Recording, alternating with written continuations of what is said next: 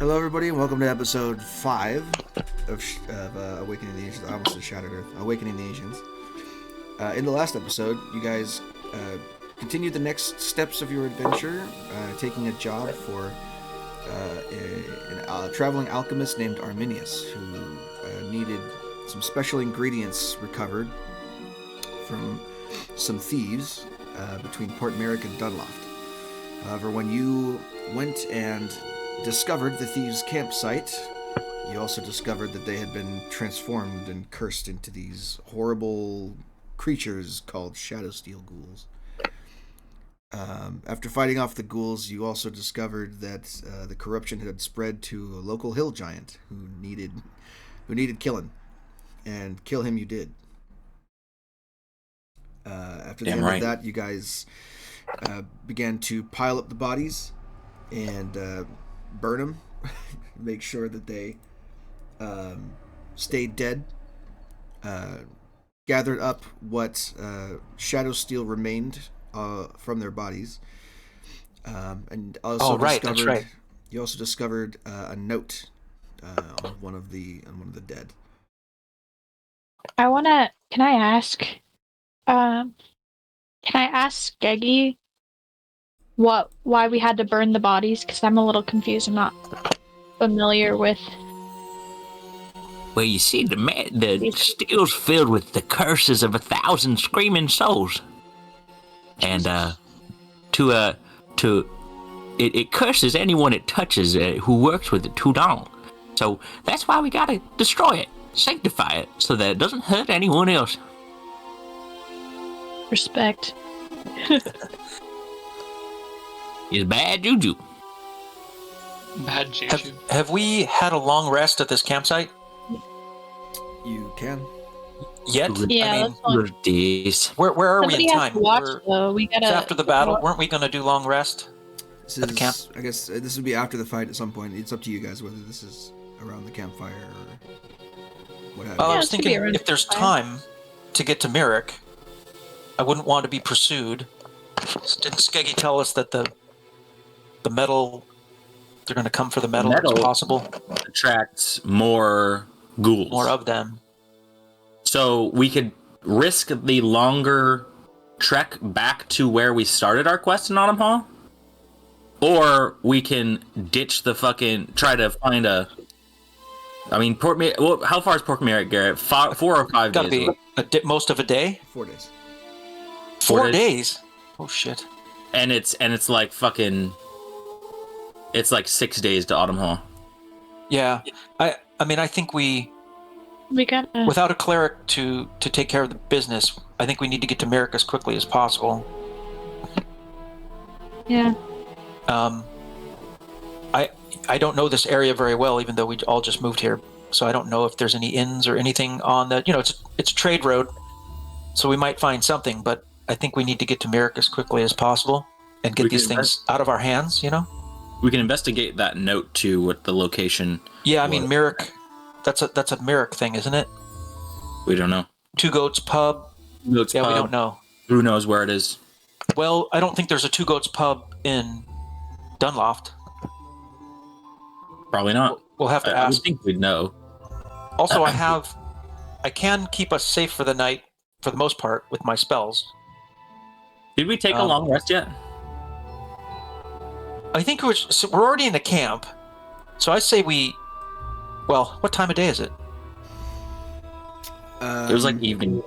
Wasn't it a little afternoon? You guys have probably taken a couple of hours to gather everything in the camp, burn the bodies, gather up what metal remained. Let's say this is like later afternoon at this point. I'm thinking we might camp here since it's a ready-made camp and start out in the morning. We have our cart and our horse, yeah? Yep. And we can just use the trade road, which I would expect there to be enough people that, we'll get word on any other troubles. How does everybody feel about staying here? Could we go a little further away, just to save more time, and then? We can. Yeah. I have the tiny hut. What do you guys think? I feel like we should go a little bit further so that We could don't probably have to- pack up the tent, a tent or two from this campsite, and put it in the cart. Since the cart was only a decoy, now we can use it. Yeah, Yeah. that's fine. I mean, we could. We could use more camp supplies. I'd imagine. And I have the tiny hut if we need it. Last time we didn't really have. I mean, did we have a camp in that fucking caravan? I don't know. Like a setup. I mean, we probably did. I think that would be pretty standard for a caravan to have tents.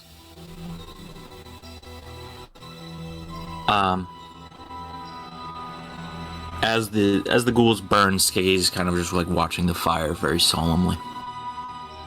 I think Bellamere, having been definitely tired from that battle and the magic he used, would prefer to rest here. Yeah, I'm pretty beat up too, so He really down can for use it. a long rest. His magic is somewhat depleted. You know, I think Skaggy sees it. We could rest here and risk being attacked, or we could travel on the road and risk being attacked. It's probably Well, equal in his mind. Crackle, what do you think? Well, I feel like we probably want to set up a camp that's defensive, considering we're risking getting attacked by whatever the hell is hunting us down while we're waiting. And I don't think we're going to get that far with our few hours left of daylight, so... I don't know. It's, Okay. yeah, that's fine. Long rest. Definitely be prepared. Are these representations on the map for real, or is it just the map? Because I see what looks like it looks like there's a little village, maybe less than a day from where we are, on the map. But there's two villages, one across one of the tributaries. Yeah, on our way. I mean, I think I asked that last session if this map was like legit. because if it's really 4 days to Merrick, you know there's going to be settlements and maybe small villages along the way that we can stop if we have to. Potentially. I would expect it if we're on a trade road. Okay. Anybody object to just staying here the night? We did have a couple of. That was a pretty big battle. no, I'm down to stay the night. Works for me. Okay. All right. So you guys make the tiny hut, start a fire if you need to. Among the camp's possessions, you can scrounge enough food for the night as well. Some of their provisions are still good. So you don't have to dip into your own rations if you don't want to. That's good. I don't think so. Can you hear me? Yes. Garrett, did you start the What'd you say? Did you start the recording? Yeah, He recording. said yes. I just asked. Whenever Did I you start the recording? episode is when the recording starts. Oh. Trust the process, Hannah. Yeah. I was just asking. Okay. So Goddamn. So long rest. yeah, so after your long rest, you guys all wake up in the morning, more refreshed, ready to begin the second leg of your journey here. What a spooky night we must have had. Well, the How'd everyone sleep? Like a other than rock. other than the stench of our burning enemies, fine. That's what they call me. Stench The of our stench of a burning enemy? enemy? Yep. Interesting.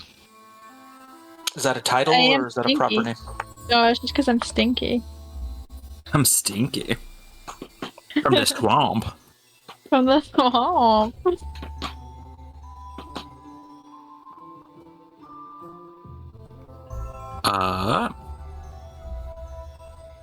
Give you a second to reset all of your stuff that you need to reset. I think Skeggy is going to, like, after he's loaded up all the steel into the back of the wagon. Actually, wasn't there a chest? Does the steel all fit into the chest? I want to lock it up. It's a good idea. Yeah, I mean, you could. Wait, don't you have the hole The portable hole? You do I have a guess we portable do. hole? I have the portable hole. Yeah, we could throw them in there. I think, That's yeah, There- the There was like trunks and things, but there wasn't like there wasn't any like massive chest or anything. It was like light traveling stuff. You know, they weren't set up to stay here for a long time. They would have had like the backpacks portable and tents. hole And that's about it. I think Skeggy would want it to be as secure as possible from being, falling into the wrong hands or being lost. Well, Mr. Bellamy, would you be a kind soul and open that portable hole for me so I can throw this steel in there? All right, we can do that. Let me see if I got it. Where is it? How come it's not showing up on my... Shit, it's got to be there somewhere. Portable hole, there it is. Yeah, I still have it. Skeggy wraps the steel in like That's a good idea. spare pieces of torn canvas from the tents that didn't make it through the attack. Secure it, make a bindle out of it. Make a bindle, and he tosses it into the hole. Okay.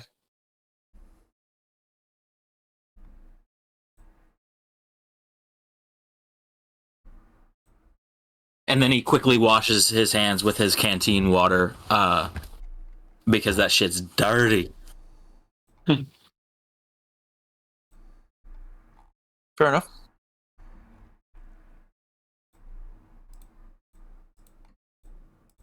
All right. Rested, And then fed. he goes back to his normal chipper self and resumes his lowly trader persona that he had before the Cleared Right. ruse. some items from the camp, perhaps a tent or two, and the portable hole has the metal, which hopefully will not attract any of the undead. Can't be smelled. Doesn't technically exist. Uh-oh, what's happening? Really? I didn't think so. The hole does that? It like I makes thought it, it's like a pocket dimension. it right? just drops it out of the world?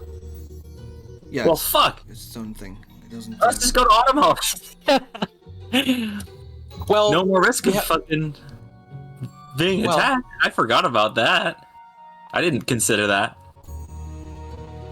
I suppose we could. Oh, nice. Does anybody have business in Port Merrick, though? We were going to look at this No. little side quest, this note, Right. and Is Port it on Merrick our is going way? to have, Like, God damn it! I prepared some bunch of shit for Port Merrick.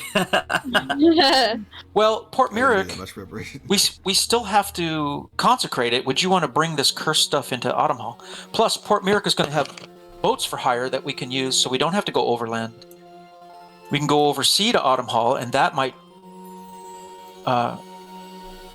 that might shorten Yeah. the How danger. do you think? Plus, it by would the be way- faster to go 6 days or 4 days, and then however long that boat ride is. But we live in Dunloft, and we're all going to be setting up our homesteads, and we're all going to be dealing with items, goods, trade items, business coming from Port Merrick. We might as well go there and scope out the city. I think it's good opportunity. Well, if it's on our way, right? Well, we can make it on our way because we could hire a boat probably Dunloft or Port Merrick? Being in on Port our way. Merrick and take a sea route back to Autumnhall. Would that be I faster? mean, yeah, we have. Hey guys, hold on one second. Is also helpless and can be killed easily. And that would also obviously be death as well. Today for some reason. Imagine you like give someone a bag of holding, and then you just like billow the the hole like over them like a blanket, and then it like engulfs them, and then they get sucked into a portal. And It's a curious thing, these portable holes. yeah, very interesting, and I can see why they're rare. They're very interesting, but It'll be very helpful to us. I don't know. You'd think that nothing would be able to detect what's in it if it was like, but if it was magical, I don't know. Well, it's a wondrous item, so it's clearly magical since it opens a little pocket space. Yep. It's your own little pocket hole. Yeah. All right. So I don't know if I was paying attention. I was trying to fix internet issues, but that's not going to go away anytime soon. So we'll just have to figure out how it works from there. What was the plan? What did you guys decide? Go to Port Merrick. We were gonna ask. So how long does it take if we went to Port Merrick and like chartered a boat to go to Autumnhall? Would that be faster than just going to Autumnhall? No.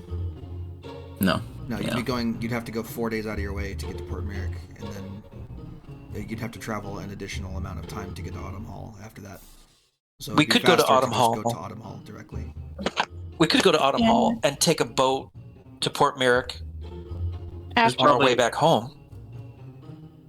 We could do it that way, but the items being safe in the portable hole, we don't need to consecrate them immediately. Yeah. Which is why I'm saying, like, if we feel they're safe enough, this is like the gamble, is like, you know, take the longer journey to Autumnhall. I was worried about them being open, like just like wrapped in canvas in the back of a wagon, but I forgot we have the portable hole. Right. And so now I'm like, well, it feels pretty damn secure in there. And I don't know if these ghouls can sniff that out, you know? Yeah, I guess we could find out. We could find out. Does Skeggy, hey Skeggy, do you want these items after they're consecrated? Do you want this metal, or is it not worth having? It just becomes regular steel after that. Okay, then would you want it? Sure. Because we could sell this to Arminius. It does not. Oh, it doesn't? It is destroyed. It is destroyed? Nope, it's destroyed after you upgrade it. Okay. Sorry. Well, so It's much for evil. that. It's evil stuff. Down to its core. You can't get rid of the evilness without getting rid of the whole damn thing. Okay, well, we can head to Autumnhall then. Change of plan. Turn in the quest and find a... There's definitely a cleric in Autumnhall as well as Port Merrick, but... We could go to Totenwald. Why would we go to... No, that would be out of our way. That's just All right. sightseeing at that point. Well, we might as well go to Autumnhall then. What does the rest of our party think? How do you guys feel let's about go to walking Autumnhall. around with a portable hole full of cursed metal that attracts more fucking Shadowsteel ghouls? I suggested the portable hole, so I'm down. Okay. Crackle is picking his nose. I'm good with it. Like, I don't really have any business in Port Merrick, but I'm also not in a rush. So, like, it's really not a big deal to me. Crackle's just vibes. Hopefully, we'll be safer because Dunloft to Autumnhall there's roads obviously in this whole area.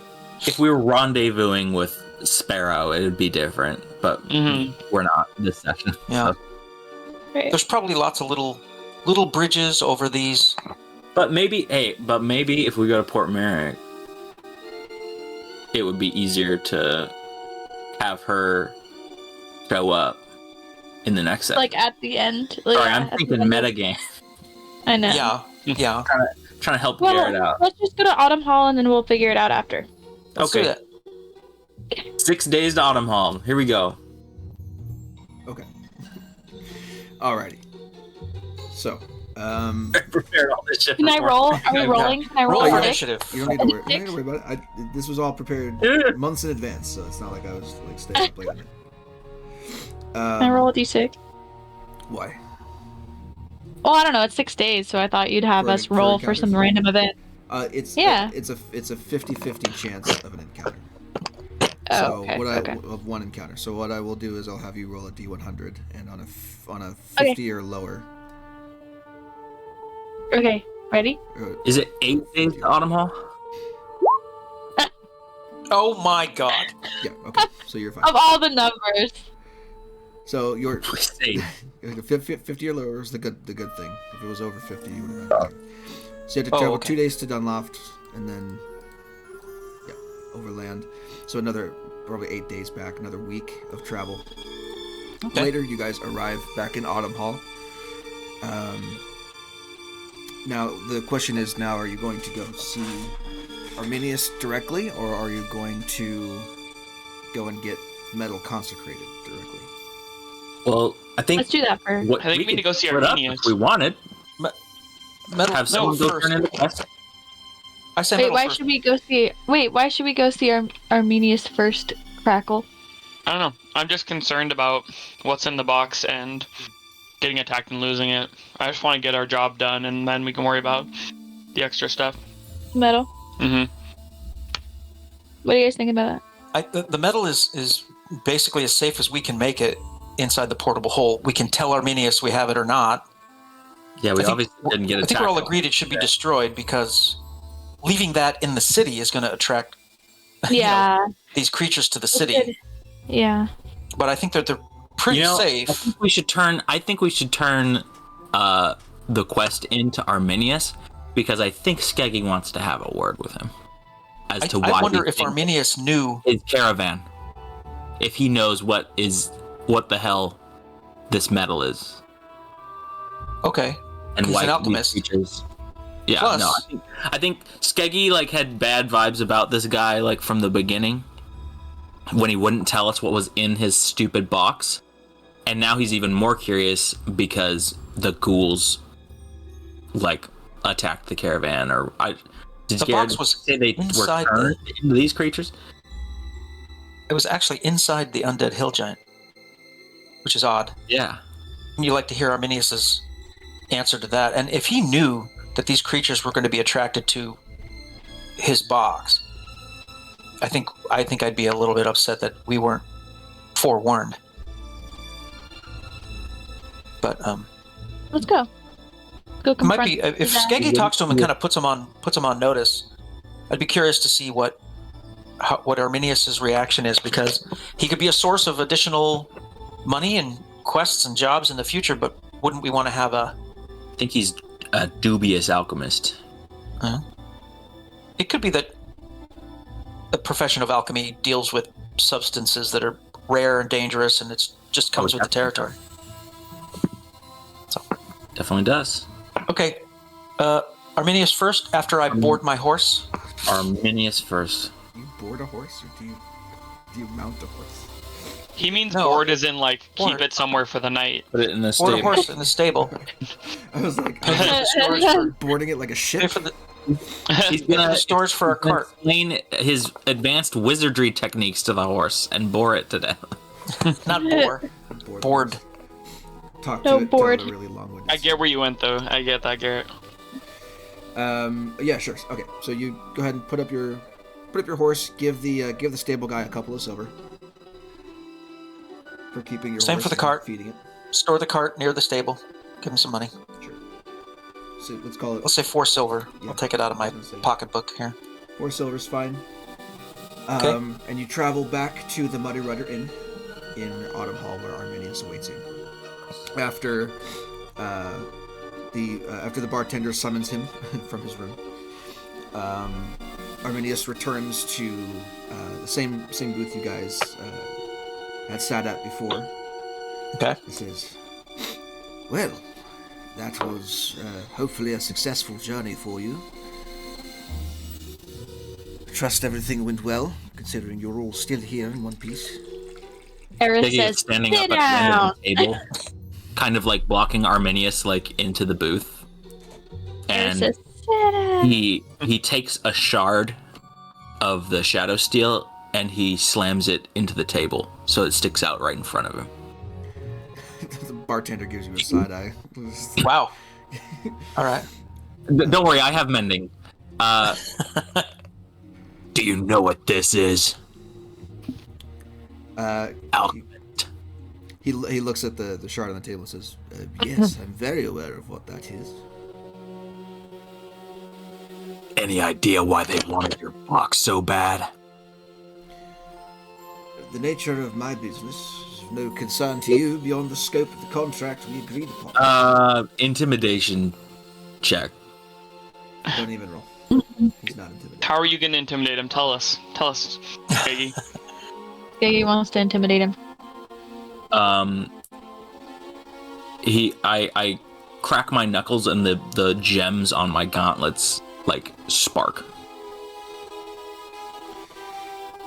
What I will Now say it's- is, I didn't even need to roll, but he's he's not very. Uh-oh. He's not intimidated. There was no roll at all required here. He's a pretty cool character. What I will say is, give me an insight check. Everybody? Sure. I'm assuming Okay. everybody's staring intently enough at Arminius to There we see go! if you can read anything. Nice. At least Bellamir's somebody calmly watching to see, letting Skeggy handle it, trying to There it see is. what he can pick up from Arminius, his body language. Oh, And everything damn it. else, yes! The wizards have instinct.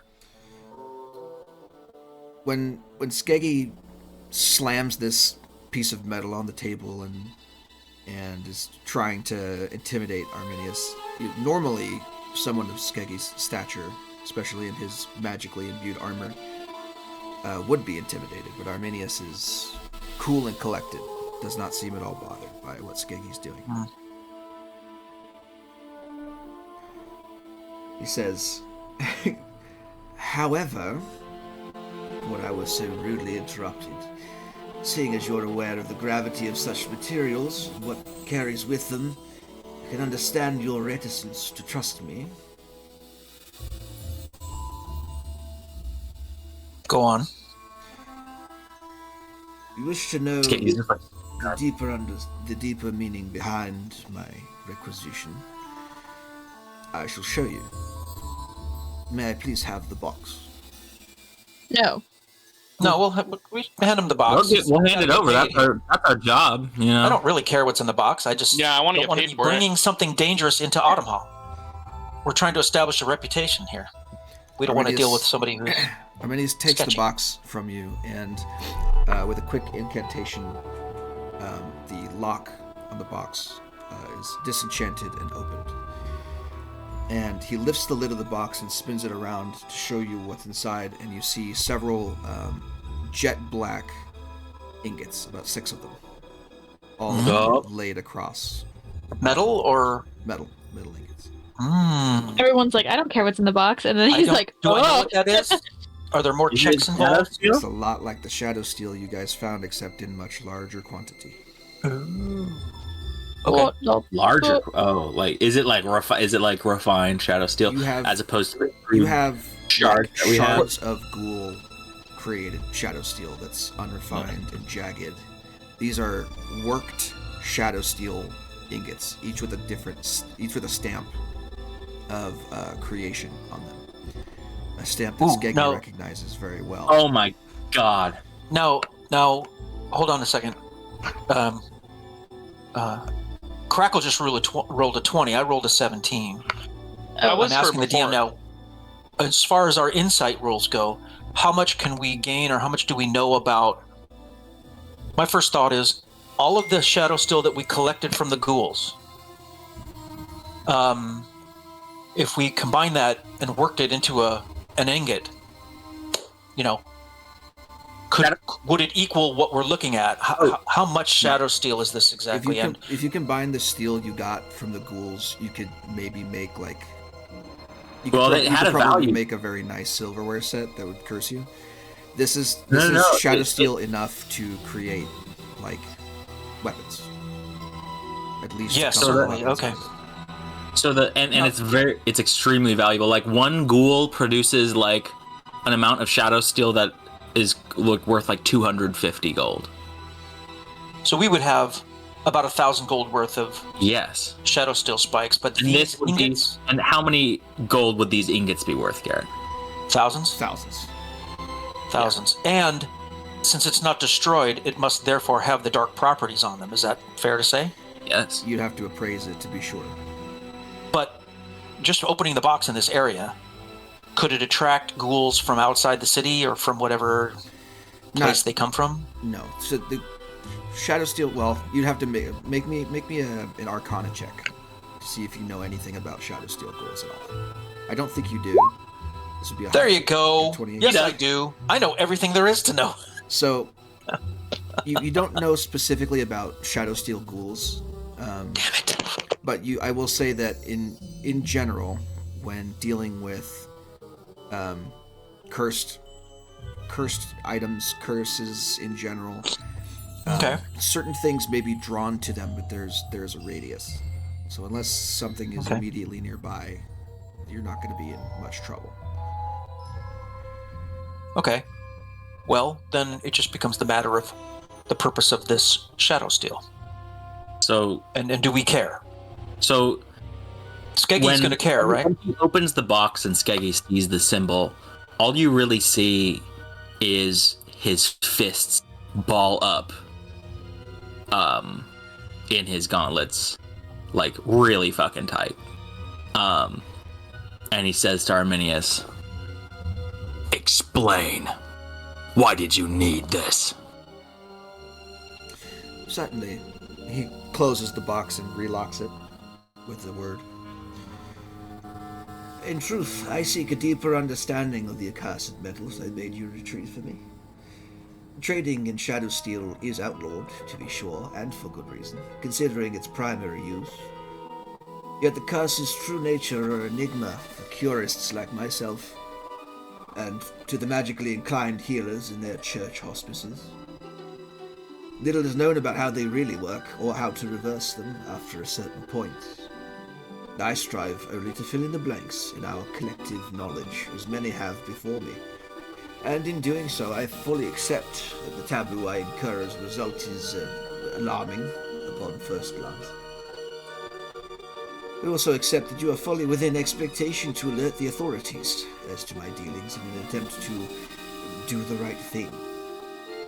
All I ask is that you consider the possibility that I might do more good than harm if left to my practice. Think of all the good a cure for the most debilitating curses history could do. Lives saved as a result of a little guerrilla alchemy. Wouldn't be the first time drastic measures had to be taken and laws ignored in the interests of the greater good. Why care for the greater good at all? You're a druid. Well, I'm just saying, like, what is his motivation? Mhm. What the hell? Like, what Dog. he could use that for completely the opposite reason. Mhm. Are you asking So him? my thing is, He could. why? yeah. But he, Why he's is what is his motivation to do this? Do you ask him that? Yeah. He says, my dear, despite being one of the most, perhaps the most important alchemical discovery of our time, should I succeed, imagine the profits. I am a businessman, after all. All this for money? Oh my god! Of course, it's a profit motive. Yeah. Big is that pharma. Skeggy or Daniel talking? Big pharma led by Arminius. It's like Brennan, where all of his campaigns, Yeah. the enemy's actually capitalism. Yeah, All the time. I mean, Skeggy's fists ball up even tighter. You didn't even know they could do it. They just look like fucking balls of metal. So you would create a cure just to sell it? Of course. Do you know how many people have been cursed to make this metal? Oh, hundreds throughout history, I'm sure. Of course, we don't know exact numbers. Some of those creatures still roam around underneath the mountains. So how much value would you put on those souls?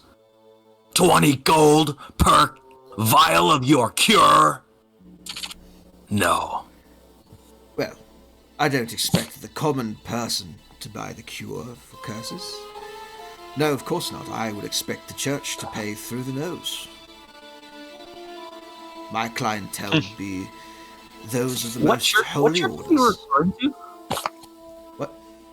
What church is he referring to? It Any sounds church. like he's referring to a church that we all should know about. All churches. Okay. All established churches, anyone who worships any of the major gods except for maybe one would I mean, maybe a religion check is warranted for Skeggy's part since he's been literally living under a rock. But like, I don't know how in this world like, are we talking Vatican level of hoarding wealth, or are we talking like a bunch of like small cults and like in terms of the scale of religion. in terms of the scale of religion in this world, especially over here in the West? Sure. Roll me a religion check then. He's not very good at it. But... 13. So, from you haven't really had occasion to delve into this in any way. You are loosely aware of some of the greater institutions of religion, but mostly just like regarding the religion itself, not any particular organization or how they work. You just know that there are other gods out there. People worship them, and they have temples. But I don't know if you've even ever been inside of one, to be honest. Well, so this is if he's right, this could result in failure.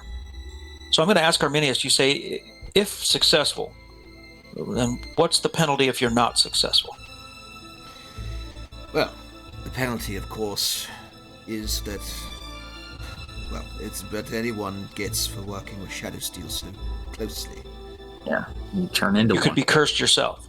He could be turned into a shadow steel ghoul, or even worse, a shadow steel fucking whatever it is, white or whatever. I could be. It is certainly a risk that I'm willing to take, however. And, Well- of course, I have concocted a number of protections for myself. Well, I mean, we've fulfilled our part of the contract. I can see why you wouldn't tell us what was in the chest, but we are professional adventurers and businessmen of our own. So I'll just tell you that anything that impacts the good reputation of myself and my friends as we try to establish ourselves as professional adventurers in Autumnhall, we're going to be watching very closely. We know about you, and now we know why you're so secretive. Our business is concluded as far as I'm concerned, but you can see my friend Skeggy has some very serious concerns about the nature of this metal. It is folly to work with it. You will not be the exception in becoming a ghoul at its expense. That, It seems I'm that you've afraid, accepted is the risk. outside of the purview of our contract, and is No, no longer that's your true. concern. Pay us and we'll go then. Of course, you have done very well for yourselves here. I believe these will be in order, and he takes, he opens up a pouch on his side, reaches inside, and takes out four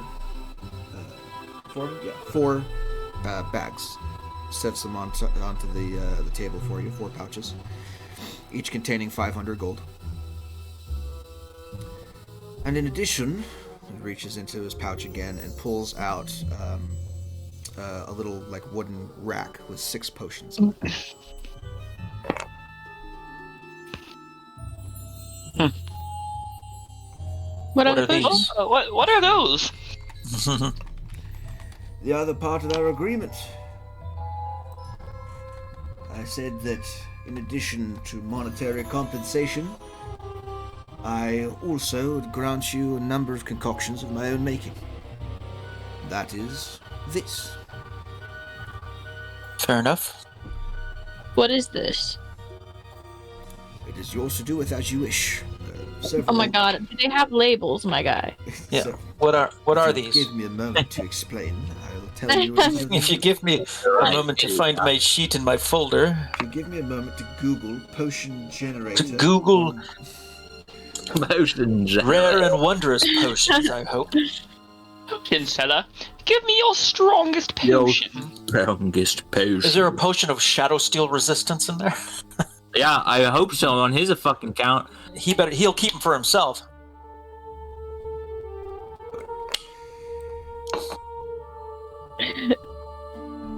I just want you to know I'm reporting his ass to the guards as soon as we get paid and leave. I don't blame you. Well, Yeah. I'm quite. He knows. I don't know maybe much about the West, but I'd be. It seems to me to be a black market item. So as such, is it illegal to have inside the city? We don't know that for sure. Oh, Whether it's controlled or he may have bribed someone. He could have the guards on his side. We don't know yet. I think we need to be careful. I don't care that he has it. I care that we get paid. But I don't want to be a hired gun in a black market trafficking of substances like this. So that's my concern. Belamir's looking out for his reputation. He doesn't want to get hooked into something bad. Does the guild, like, I would assume the, like, Adventurers Guild doesn't necessarily, like, accept contracts that are blatantly like against the law. Not on the surface, No, but I'm willing to bet that if it's worth enough money, they have adventurers they can call upon who understand the gray area there. Yeah. I don't want to be one of them. Bellamere, okay, his hands are not squeaky clean, but he doesn't. His instinct is not to get involved in this. Reputation gets him more jobs and better money. Ultimately, if you get caught trafficking, imagine what it'll do to your reputation. Will anyone trust you? That's his worry. He feels a little bit put upon in this situation. He did his job, but he doesn't like the idea that this Shadowsteel is. He doesn't want this coming back to all of us. Really, we're heroes of the city. We came in triumphant 2 weeks ago, and now, you know what I mean? Yeah. 3 of the potions are potions of greater healing. Nice. The other 3 are. Oh, there's 6. Yeah, there's 6 potions. Yeah. Okay. It's a 6-pack. Okay, 6 back.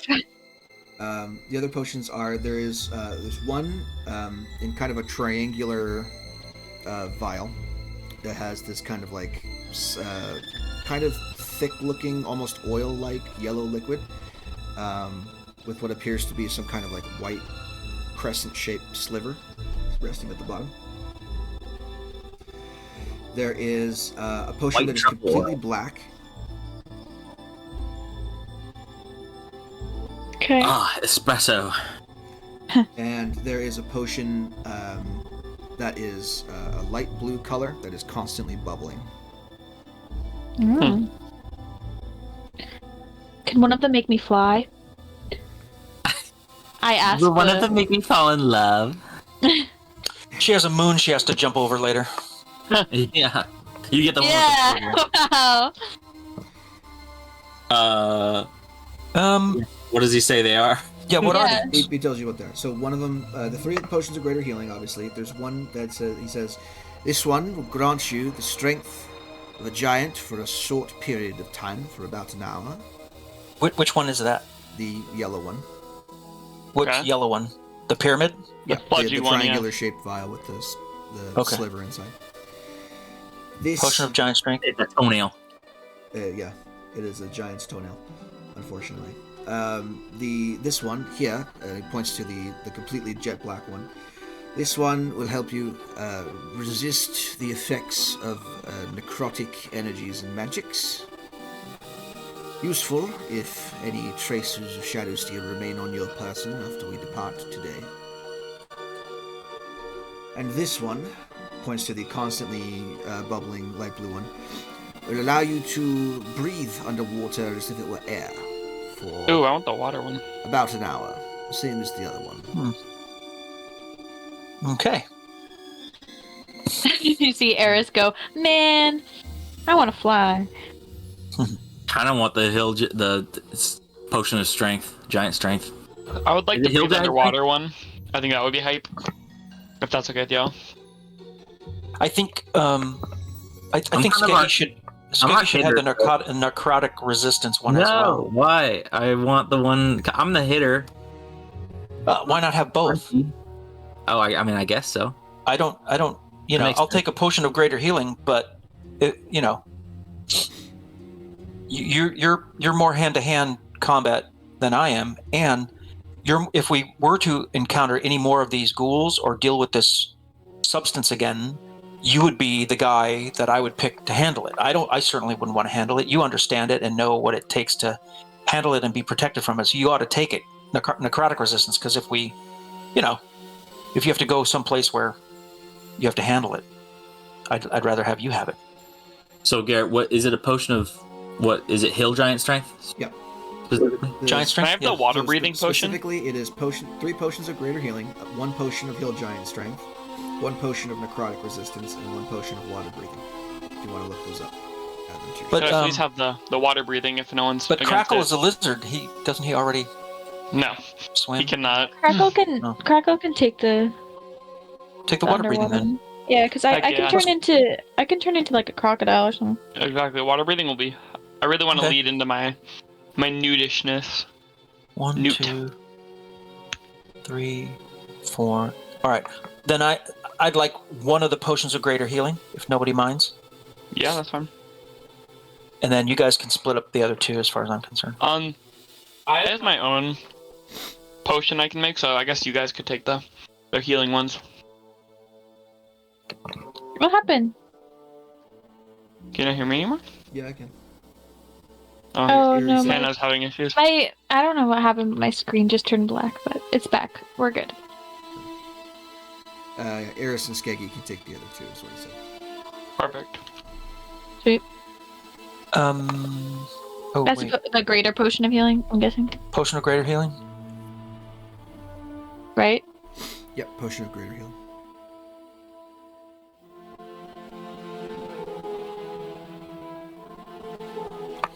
Potion of necrotic resistance? 44 run plus one. 4. Oh, there it is. I found it.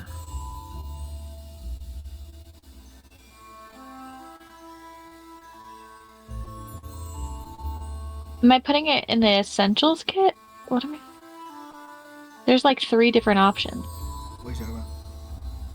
Well, it says like I'm putting it in the compendium, and it says potion of greater healing. There's 3 options. One is Dungeon Master's Guide, Essentials Kit, and free basic rules. They're all the same thing.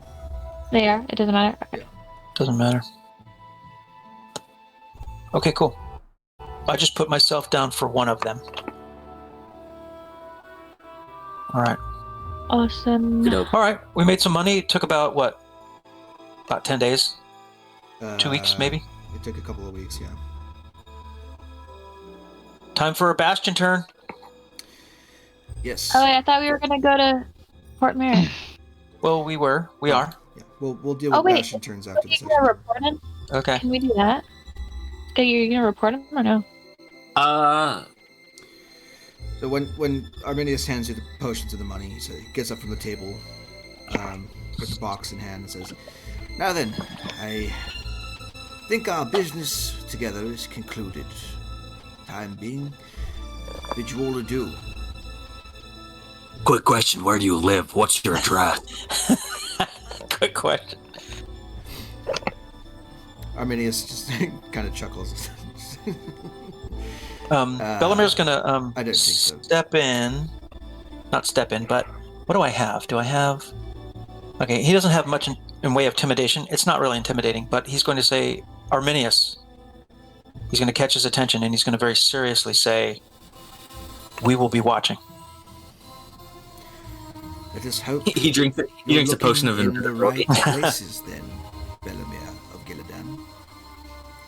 And he walks Oh. out the front door. Oh, he full Hey. named you, dude.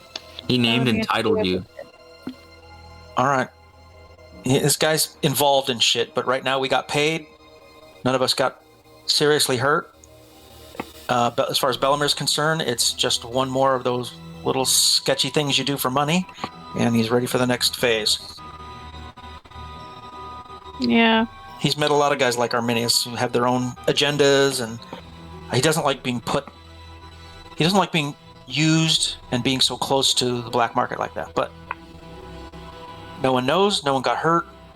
Another crazy alchemist trying to do something, and whatever, moving on. And I know Skeggy's more emotionally attached to the dangers of this, but there's a lot of dangerous things in the world. True. So, is anyone else gonna report his ass to the fucking guild? No. Can we do it as a Sure group? that he never takes a contract under them again? I mean, I can't. Yeah, I Nope. gotta wait till we get back to where our bastions are, so I can report into to the We free always swords. send a letter, no? It I might be could send a letter, but I feel like we'll probably be there by the time it. it might be worth, There's a guild hall here in Autumnhall. rather than reporting, it might be worth asking about him at the guild to see if he's somebody they know before we admit that we just did a job for him. Plus, Yeah. we're under no obligation to the guild to report every little thing. I'm not even a member of the guild, to be honest. Okay. I just kind of Well, we want got to one do some perspective. research about Arminius, see if that's even his real name. Does he have any history with the guild? Does he? So I'm gonna do some snooping around Autumnhall and kind of try and piece together who this guy might be. I think that's smart.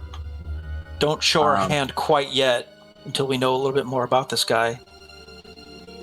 And obviously, if anyone were to look sideways at us, we're not at fault here. We took a job. He was a little secretive. Who cares? There's thousands of guys like him all over the place. We didn't know this was black market items, and the guild may not care.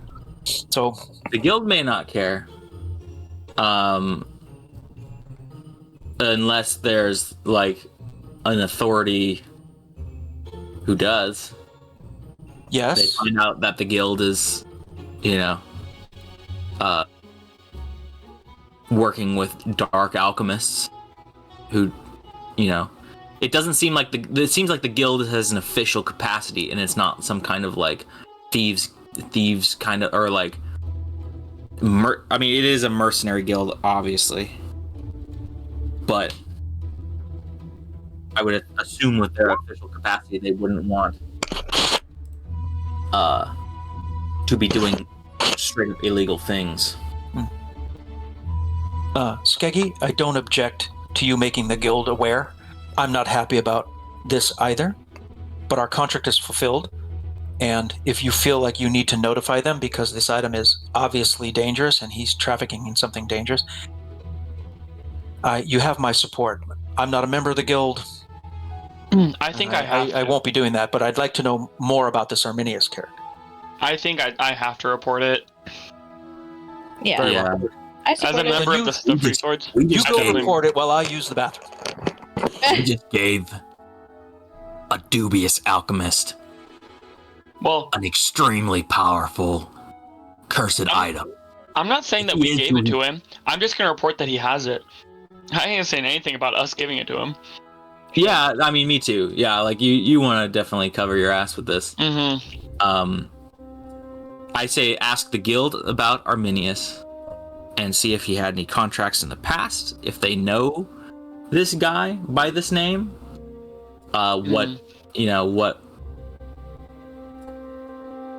what might he have asked for in the past. If they try to protect him, just kind of, I don't know. I don't think we can strong arm the whole guild, honestly. No, I'm still a baby By saying rank. like, well, oh, so you support illegal action, No, if they tell me to We shut up, also I'm don't gonna shut know up. if the authority of Autumnhall, the guards and whatnot, even care or would do anything about a rogue magic user, a rogue alchemist, especially one as slippery as him. He seemed pretty confident that even if we reported him to any authority, it wouldn't do anything. So I just kind of want to do a little bit of research about Arminius right now. What do I have to do that, Garen? You tell me. I think we should You all. want to look first? Good I want to library. investigate. Let's go all have dinner while Skeggy roleplays this search. We should ask around. Maybe not. I'm not going to. I'm having a nice meal somewhere at a nice. Yeah, I'm just reporting in. I'm going to start with the other alchemists in Autumnhall. I'm going to find any alchemist shop around. If you can find out about his reputation. Yes, since he's a businessman and all. Sure. The general place where you would find, basically anything, would be somewhere near Arbor Street. The Arbor Street itself is not filled with any shops, but there are shops around it that you can go and look through. The biggest shop that would deal with anything magical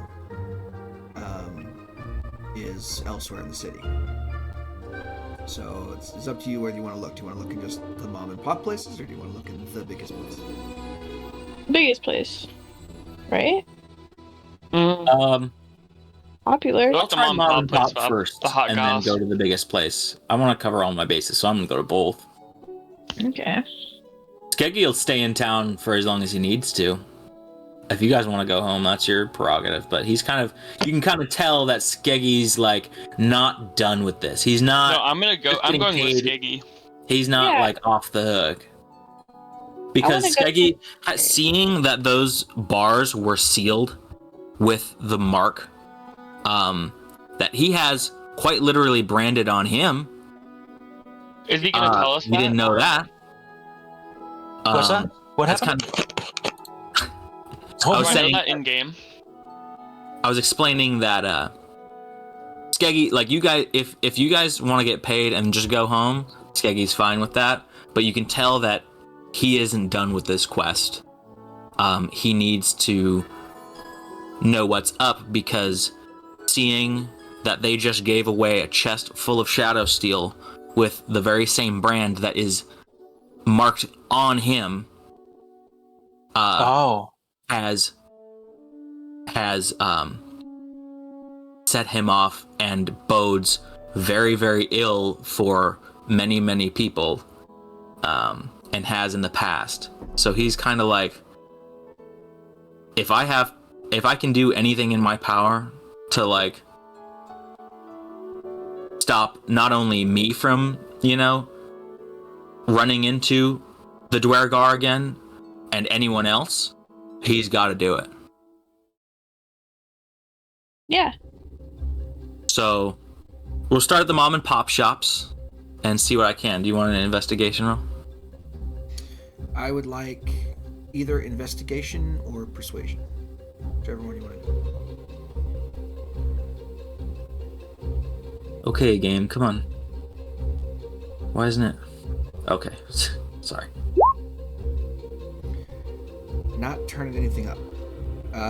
You're going around to there's like, maybe 2 places that you could go to, really.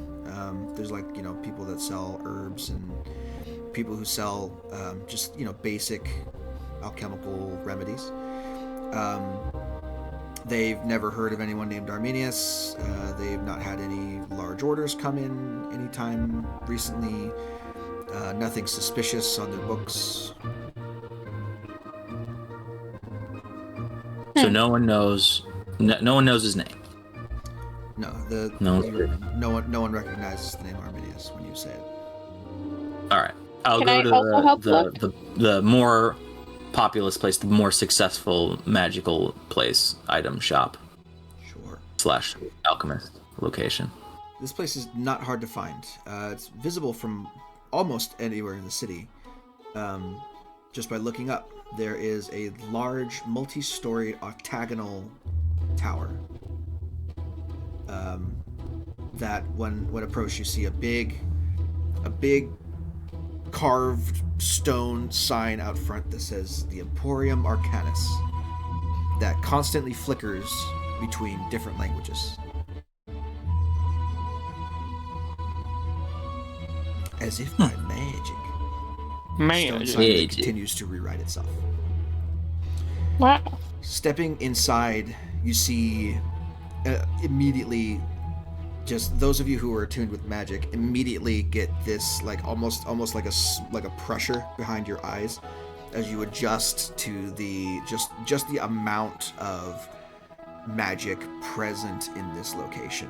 You don't see necessarily anything on shelves or anything like that. This is it's more like you have like people shopping around inside.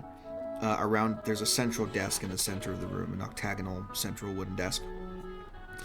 And people are shopping inside, but what they're doing is they're picking up plaques and reading them. And then putting them back, or some of them pick up the plaque and take it with them to the counter to check out their item. You're also seeing that there are on each side of the inside of the 8-sided desk, there is the same gnome 8 times that is serving customers.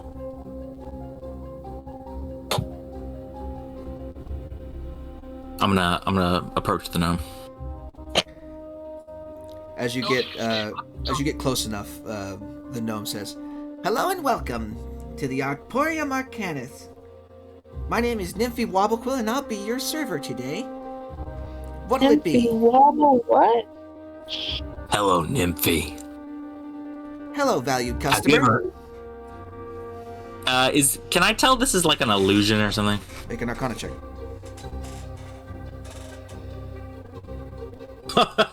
God dang it! So I keep pressing the button, and the pop-up for the check is showing up behind my character sheet, and I'm like, where is it? Boom. I get that. It's not a real person. You're not quite sure what exactly this is. You are seeing the other versions of the gnomes interact physically with the plaques that people are bringing to them, though. So whatever it is not an illusion. Crackle can't see over the counter, so Crackle's kind of just like hanging out. Do you have any kind of head alchemist around? I'm interested in some particular items. We don't have anybody in-house, but if you're willing to trade something, then we can work out a deal. I'm more looking for a recommendation. Have you ever heard of the alchemist Arminius? I'm sorry, but that's beyond the scope of what I know.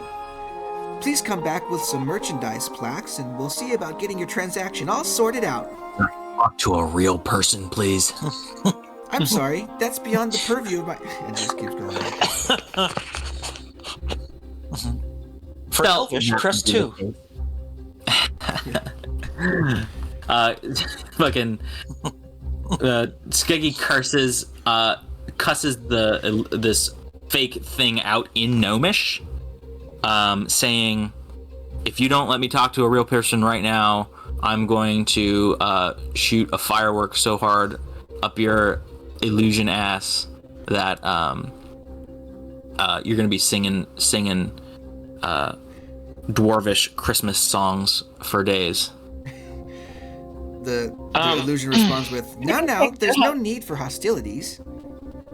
If you'd like to peruse our selection, please continue to shop. However, this is now your first warning. Any further incursions will result in you being ejected from the store." Yeah. Crackle's gonna like tug on Skeggy's jacket and be like, come on, let's go check in at the Free Sword Guild. I think they might have some information for us, and we might be able to pick up a job there as well. I know I need to keep working on my rank, and we could definitely serve to make some more money. Skeggy's gonna listen to Crackle. He's like, I don't think we're gonna get anywhere here without going behind the scenes. We'll be back, I'm sure. and then he goes with him to investigate and see what the Free Sword Guild knows. As you leave, Fun fact? the gnome behind the counter just goes, "Have a wonderful day, and we hope you return to the Emporium Arcanus. Fuck that Next, place, please." Dude. One thing I learned about like automated like phone robots is that if you like cuss them out and keep interrupting the like robot and sound really mad, they will put you on a line with a real person. I've tried it. It feels kind of weird because you're like, of course I don't want to cuss out like a customer service person, but it's a robot. They don't care. And then you do it, and then they put you on with someone, and you're like, thank you for, oh man, I'm glad I got something. Yeah. It works. I forget what I use. Yeah. By the way, Garrett, Can't do it in that store though. I want to do this as well, like as we work our way over to the Free Sword Guild. Can I try to do this? This thing I have, the independent contractor. Sure. Yeah. Yeah. It's a DC 15 intimidation check. All right, let's see. Intimidation. Aw. Not a lot of people intimidated by the small blue lizard. Damn it. One day they will be. One day struggles continue.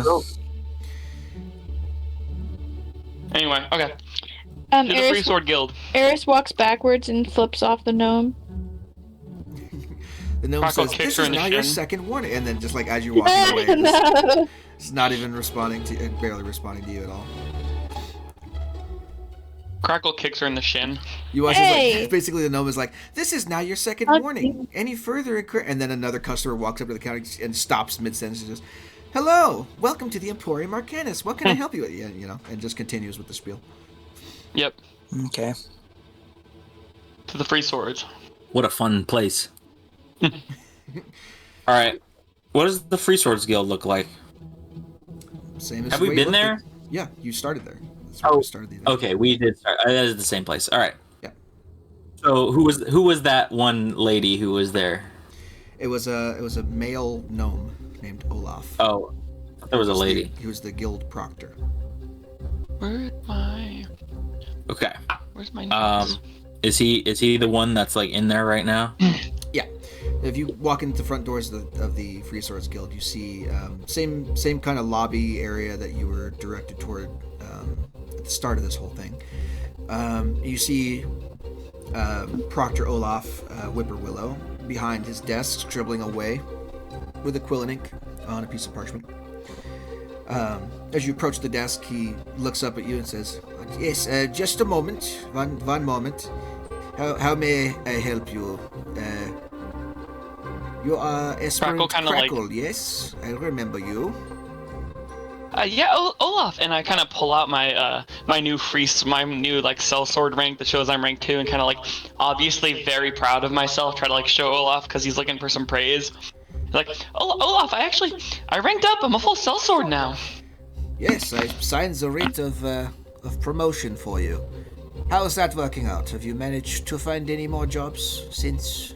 Oh, yeah, Olaf, it's been incredible. We've had some awesome fights. We actually recently we came across this undead hill giant we had to fight, and we found some stuff, and we didn't know what it was. And well, long story short, do you know anything about an alchemist named Arminius? Arminius? Hold on one moment. Let me check my records here. And he pulls from the bottom of his little desk drawer. He pulls out a little thing with a bunch of parchment bound together, and he starts leafing through it. Arminius. Nope, I have nothing here by the name Arminius. Oh well, I think I have something I need to report. He seemed to have this box. Wait. I mean, we got. Sorry to interrupt you, but No, go ahead. we didn't. The note appeared on our doors. It didn't say anything about it being through the guild. It was just recognizing us for our achievement It was and soliciting our services. Most of you received it via courier. Some of you received it on your door when the courier couldn't get a hold of you. But by all intents and purposes, everything was stamped with the guild seal. You got Oh, it. really? Ah. So you know nothing about this? And he hands over the scroll with the guild seal on it, requesting services. Did it mention him by name in the letter? Yeah, it did, right? Yeah, it did. Look for Arminius. He introduced himself Mhm. to Arminius in the letter. And so Yeah, he 'cause we didn't know how to find him. Olaf. Olaf takes his spectacles and kind of adjusts them on his nose a little bit, picks up the paper and begins to read it. My name is Arminius. I mean, this was certainly it's stamped with the correct guild seal, but I have no records of this. Perhaps another branch somewhere has this on record. I really appreciate your help. One second, I turn to the group and I'm like, are we looking to take another job right now? I feel like we just finished one. I could definitely check and see if he has any contracts open. I definitely need to keep working on it. As long as you don't kick my shin again, I'm down. Keep it local. I'm not done here. And he turns back to Olaf. Olaf, this is my team. We're called Bellamy and the Bo Bandits. And he kind of says it like awkwardly, like he's embarrassed. Rubs And, the back of his head. I was hoping to lead my team, through some more, like the promotion requires, through some encounters on mercenary contracts. And I was wondering if you had anything for us. At the moment, actually, no. We have reached our quota for this current week. Perhaps later on, if you are still here in Autumnhall, you may stop by, see if we have anything on offer.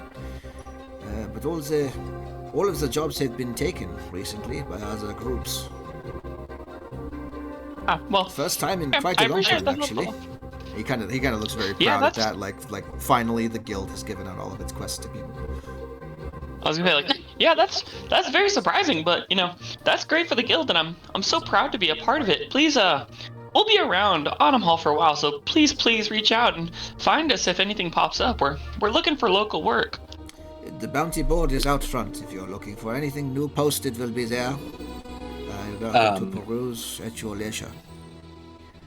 Alright. Skeggy looks at Olaf and he says, Be on the lookout for this Arminius fellow. If he tries to solicit any work, don't let him.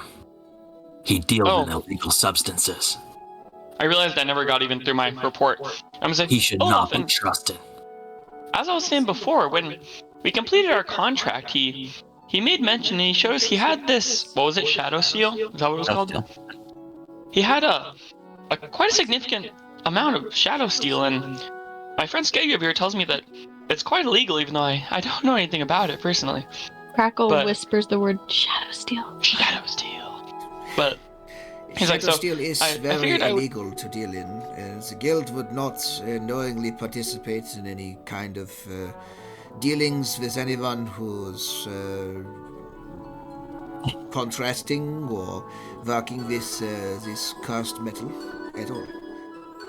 Beyond being illegal, it's highly dangerous and would not only tarnish the reputation of the guild, but also potentially curse its members, since we can't have that. It's just probably not a good idea for us to be dealing with it. Really, that's And why if you learn I just thought anything I'd about report it so you Arminius- guys could keep an eye and an ear out for this Arminius fellow. Well, if we have anything come across our desk by the name Arminius, we'll be sure to pass it along. But apart from that, Thank you. You know, the guild takes requests from all over the place, and there's remarkably little oversight, unfortunately. remarkably little. Of course, we understand that. Not in our Crackle's system. gonna kind of like We do do his the best final we thing can. and turn to but, leave.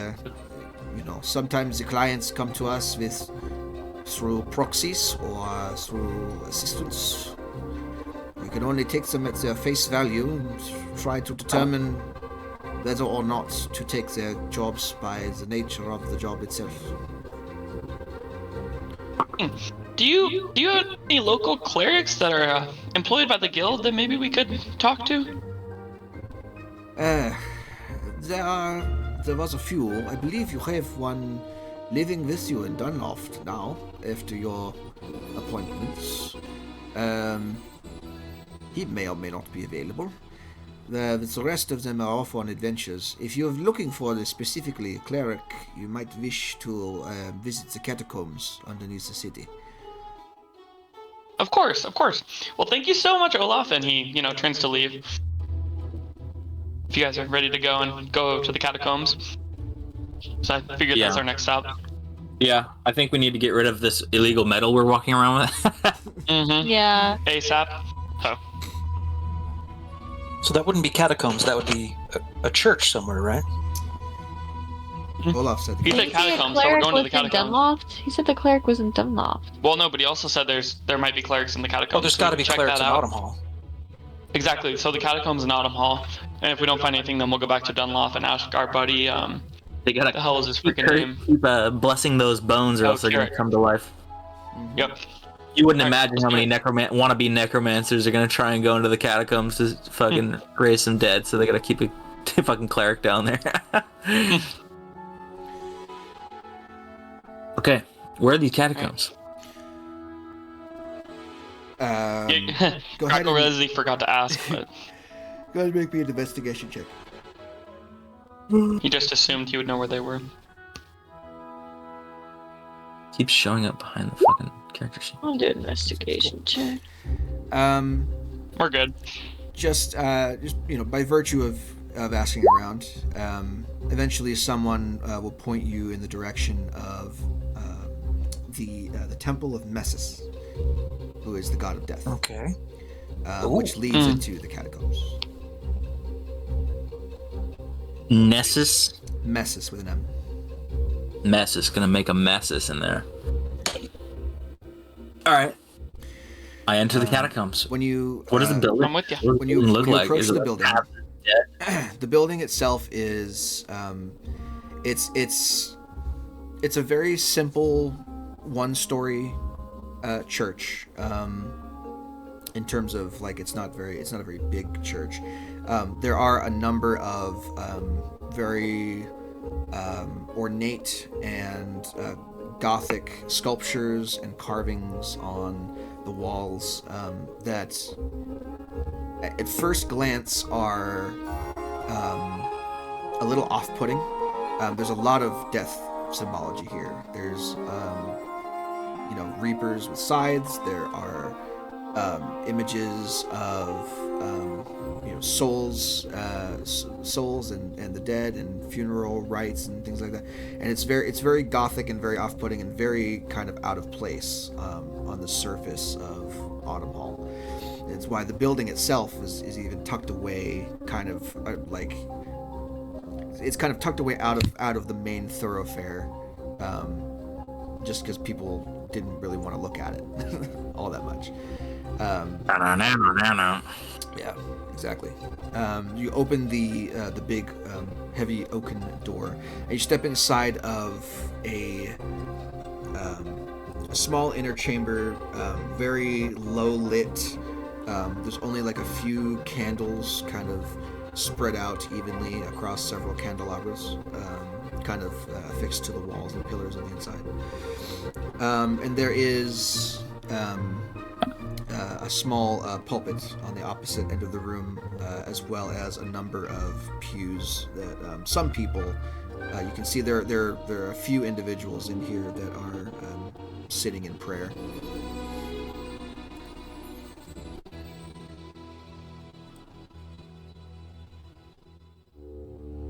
Did you say there was someone?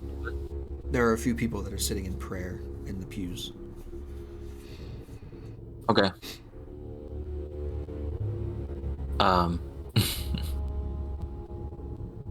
Is there like a back passage or like a door that leads somewhere else other than this main area? Or is there like some kind of priest or cleric looking person in the room? Or is it just people coming to pay their respects and pray? At the moment, there's no cleric present here that you can tell. It appears to be just a few random townsfolk, and then there is pulpit on the opposite side of the room, and a few rows of wooden benches people are sitting on. There's a door on the opposite end of the chamber, kind of off to your right. Another wooden door that presumably leads somewhere. I think he's gonna kind of like creep around the periphery of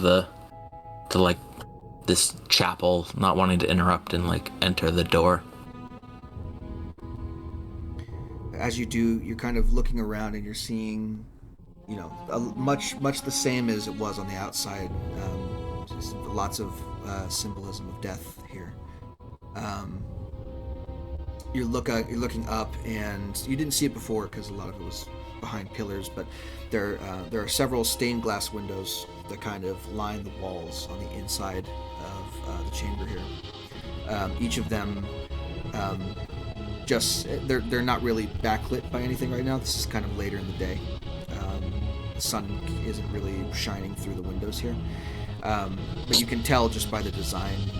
A lot of it is depictions of Messus himself as this god of death. There are each window has a different personification of him. One is that of an elderly farmer. One is the traditional skeletal cloaked figure with a scythe. and the other is Arminius. Just kidding. the other Imagine. is of a black sheepdog. Oh. It's Bismarck. Well, Any people back here? you need to go to the door and see if. So Around that's the probably where, periphery? like. No. There are no people around the periphery. There is, as you're getting kind of closer, like, going around the periphery of the room, you're going closer toward the door on the other end. You can see that it has a plaque on the front of it. What does it say? It says, for those seeking the faithful, you must simply knock. I knock.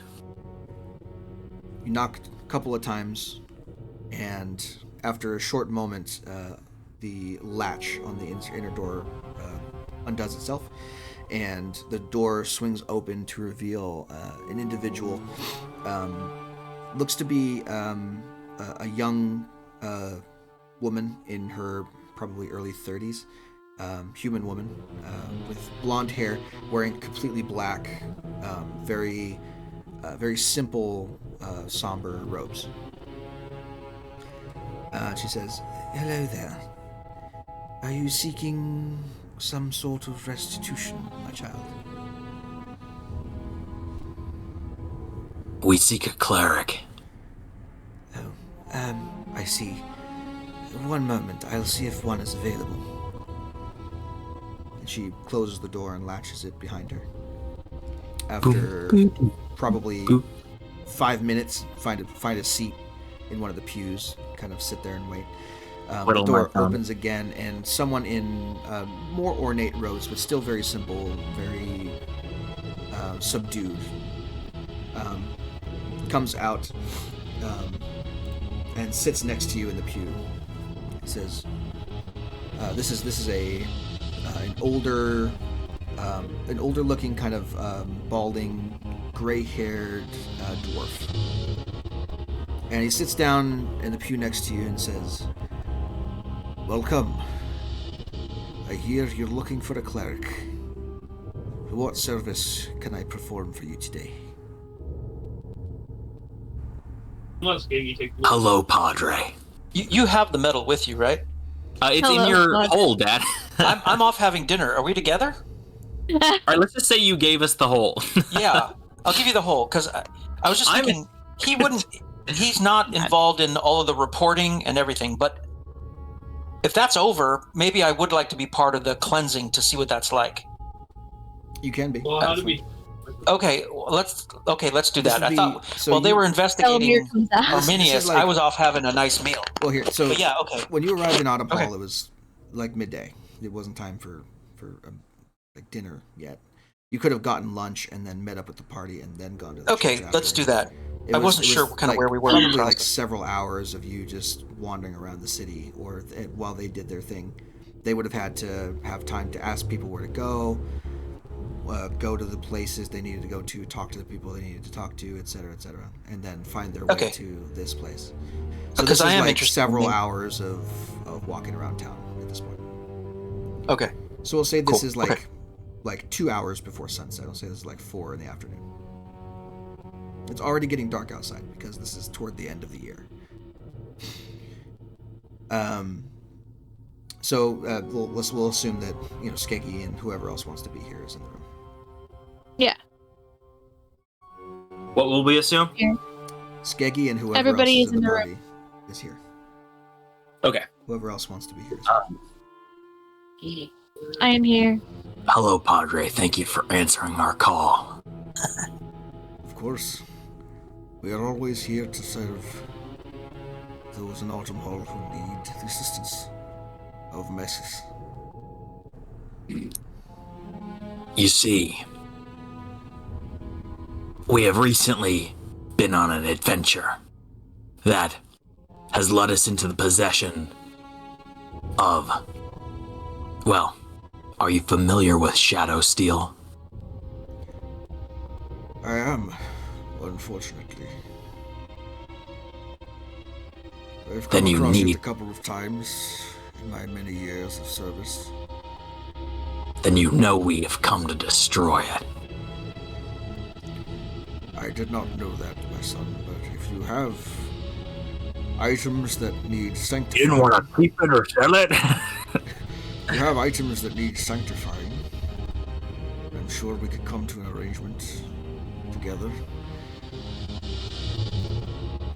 Skeggy reaches into the hole and pulls out the canvas wrapped metal that has it's kind of like started to corrupt the canvas and turn it black. That is indeed cursed metal Shadowsteel. I'll not ask how you came into possession of it, but you did well bringing it here.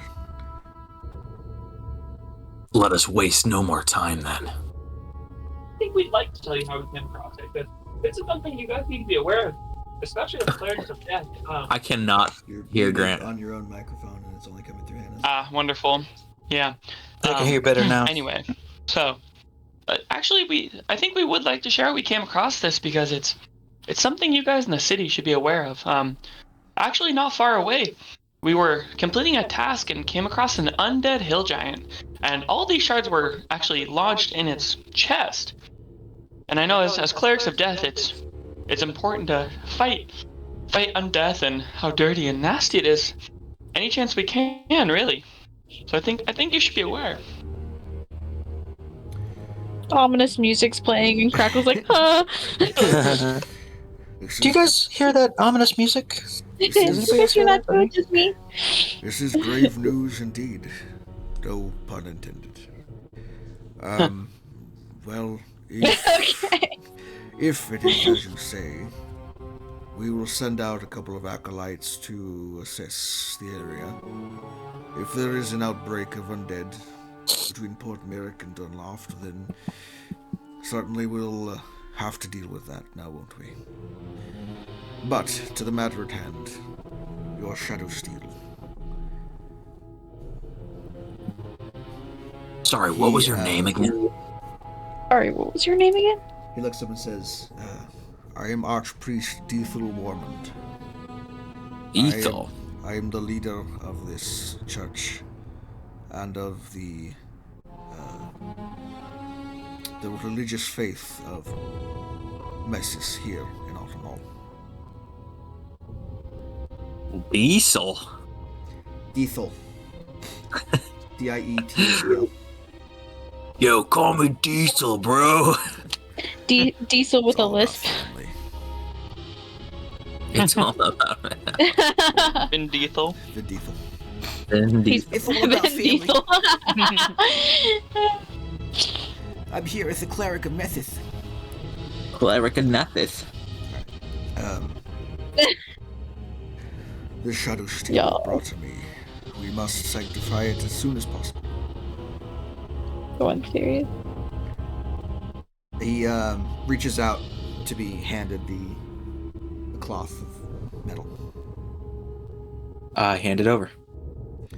He takes it and wraps it and puts it between his hands and says a quick prayer under his breath, and you notice an energy comes from underneath his robes. You can see a small spot of light that kind of then spreads to the rest of his body. And he says, "Come with me. I may need some assistance here, and my other clerics are busy at the moment." He Skeggy nods and follows him. gets up off the pew and opens the back door for you guys to head down a set of stairs, a set of stone stairs into a dark and dimly lit hallway. Well, this doesn't look like a trap at all. Why would it be a trap? Why would it I be don't know. trapped? It's just ominous. He's a cleric of the death god. This item. It could be an illusion. Yeah. Well, I'm just thinking. You know, Death gods aren't like evil by nature. No, worshipping death, it doesn't mean that they're evil by nature. Okay. He leads you down a couple of flights of stairs into a small hallway with a number of doors on either side of it. Takes you down to like the second door on the right, opens it, and enters into another very simple stone room. This one is a circular chamber with a font in the very center. A basin that is containing an amount of water that is kind of sitting still in the chamber. He gestures for you all to enter, and he places the cloth with the metal in it inside of the water on the bottom of the basin. Retracts his hand, and as he retracts his hand from the water, you notice that it is completely dry. Oh. Okay. Dry water. Like dry ice. He looks to each of you. Maybe and it's says, an illusion. He looks to each of you and says, "Are any of you versed in repelling curses? Have any of you done that before?" Maybe. Have I, Garrett? Belamir's like, nope, just cause them.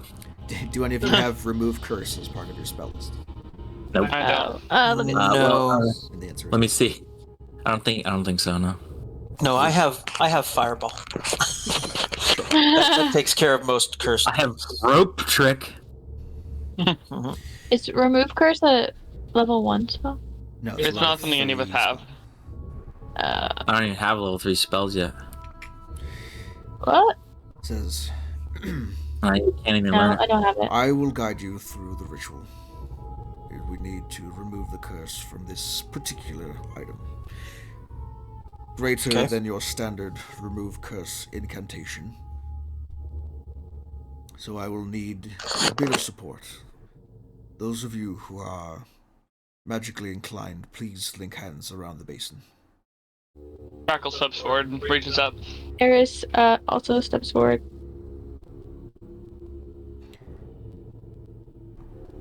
The Puts her archpriest, finger out to crackle the hole. the archpriest holds out either one of his hands for someone to take him.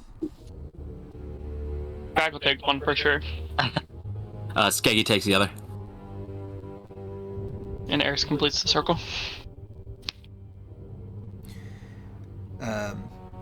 Wait, is Bellamere taking part in this? Yeah, Belmer, what? He who's magically Yeah, inclined. I'm taking part in it. I'll jump in there at some point. But now would be the time. So you're jumping in. I was gonna say now is the time. Do we have to say who we're taking hands with? I feel No, this you don't. is I'm so just saying. sketchy. I'm asking who wants to. I'm asking who wants to join the ritual. If you don't want to join, you don't have to. I'm helping.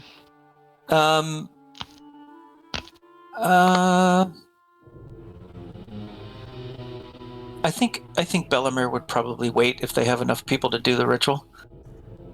He's content to watch it happen. If they don't need him, then he'll stand off to the side and watch. Okay. The archpriest takes your hands, and you all join in a circle.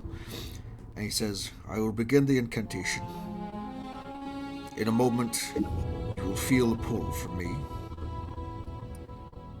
At that time, send your power my way, and I shall channel it into the holy might of Messis to remove the curse from this metal and abolish it for good." And he begins to speak. Okay. He begins to speak an Can I make incantation kind of insight? under his breath. Do any of you have... well, go ahead and make an insight check first. I'm all of us? so Do you weary. believe him is what you're asking me? Yeah. Sure. Roll I want it. to see something. Totally believe him. Nothing seems out of the ordinary for Bellamere. He seems on the up and up to you, Eris. He doesn't seem like he's trying to play it. I mean, there's nothing that would indicate that, other than the spooky vibe Right. of a death Yeah. sentence. For real. You really didn't put us nothing- on a different map. Yeah, there's really Yeah. nothing that makes any sense to, like, other than you're underground Alright. in a dark room. Alright. Like that's about it. I want to make sure. Sure. He begins the incantation. Do any of you have Celestial as part of your? No. Nope. No. Okay.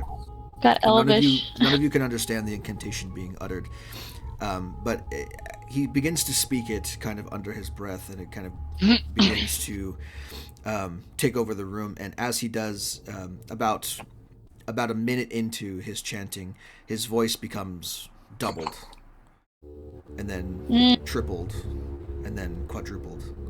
And those of you who you weren't really paying attention at first, Belemir notices this first because he's not part of the circle. Eventually all of you begin to mouth the same incantation as he is, even without knowing the incantation yourselves. And you feel that pull that he was talking about coming to you. What I want to know is, do each of you give up one spell? What? Ooh. One spell slot. Sorry. Oh, Jesus Not Christ. give an entire spell. Just a spell slot, sure. what level? It can be whatever level you want. What do you mean give up? As in, you are spending one spell slot.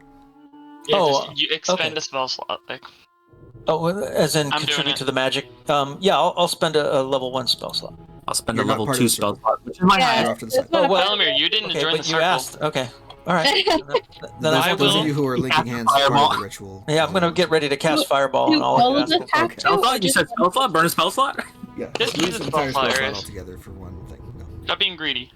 So, just one spell slot? It's too late for him Be to join this whatever- kumbaya. Whatever level you Just want. one. Just do it. Everyone do it. Does Why not? everybody have to do one spell slot? If you want. You to don't be part have of the to, I ritual. guess. Not me though, right? Oh, come on. He something asked big. you. He asked you. You're gonna feel a pull from me. At that time, lend me your power. Oh, yeah. So my question is Iris part of the ritual or not? Yeah, she'll give up a spell slot. Her She'll druid do a instincts level are one, though. probably rebelling at this. Yeah, she's doing a Dark level ceremony. 1 though. Well, all right. But there's death in life as well, nature. So. True. You watch I just as the wanna four of you hear are it. chanting together. Belemir, you watch as that same. It's kind of a dull golden light begins to kind of spread from the center of the archpriest's chest and goes out toward his arms and over the entire group slowly. It's like a spreading, almost like if you were to like pour water on a piece of parchment. It like slowly spreads across the entire group until everyone is kind of encompassed in this aura of light, very dim golden light.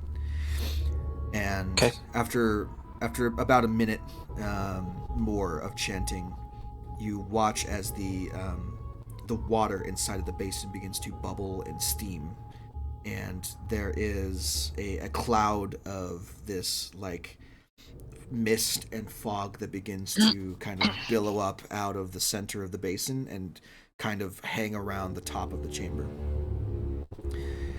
Okay. When the incantation is finished, the glow subsides, everyone stops speaking in tongues, and the basin of water is still once more, with no trace of the metal anymore inside of it. Okay. Task complete. Everybody who was part of this ritual gets an inspiration. Heck yeah. Bet you feel like a Fuck you, Bellamy. sorry sap now, huh? Nope, I'm good. Bellamy. Nope. I don't know what an Be inspiration is. abandoned in Bellamy It's now. nice. Inspiration What's an allows inspiration? You to, it allows you to re-roll a d20, essentially, if you fail something. And then Oh, okay. use a new roll. Skeggy No, I'm good. That's how Belemir would have roleplayed it. Skeggy fine. says, I feel so inspired. There are people who do such good in the world. Thank you very much, cleric man. Well, I appreciate your candor. Not many people are as appreciative of the Church of Messes until they need them. Everyone's scared of our skull masks. Everybody's scared of the whole death thing. I don't understand. I know it has like the scariest like church zone ever, and people are like, well, I don't know about. I don't know. It's fine to me.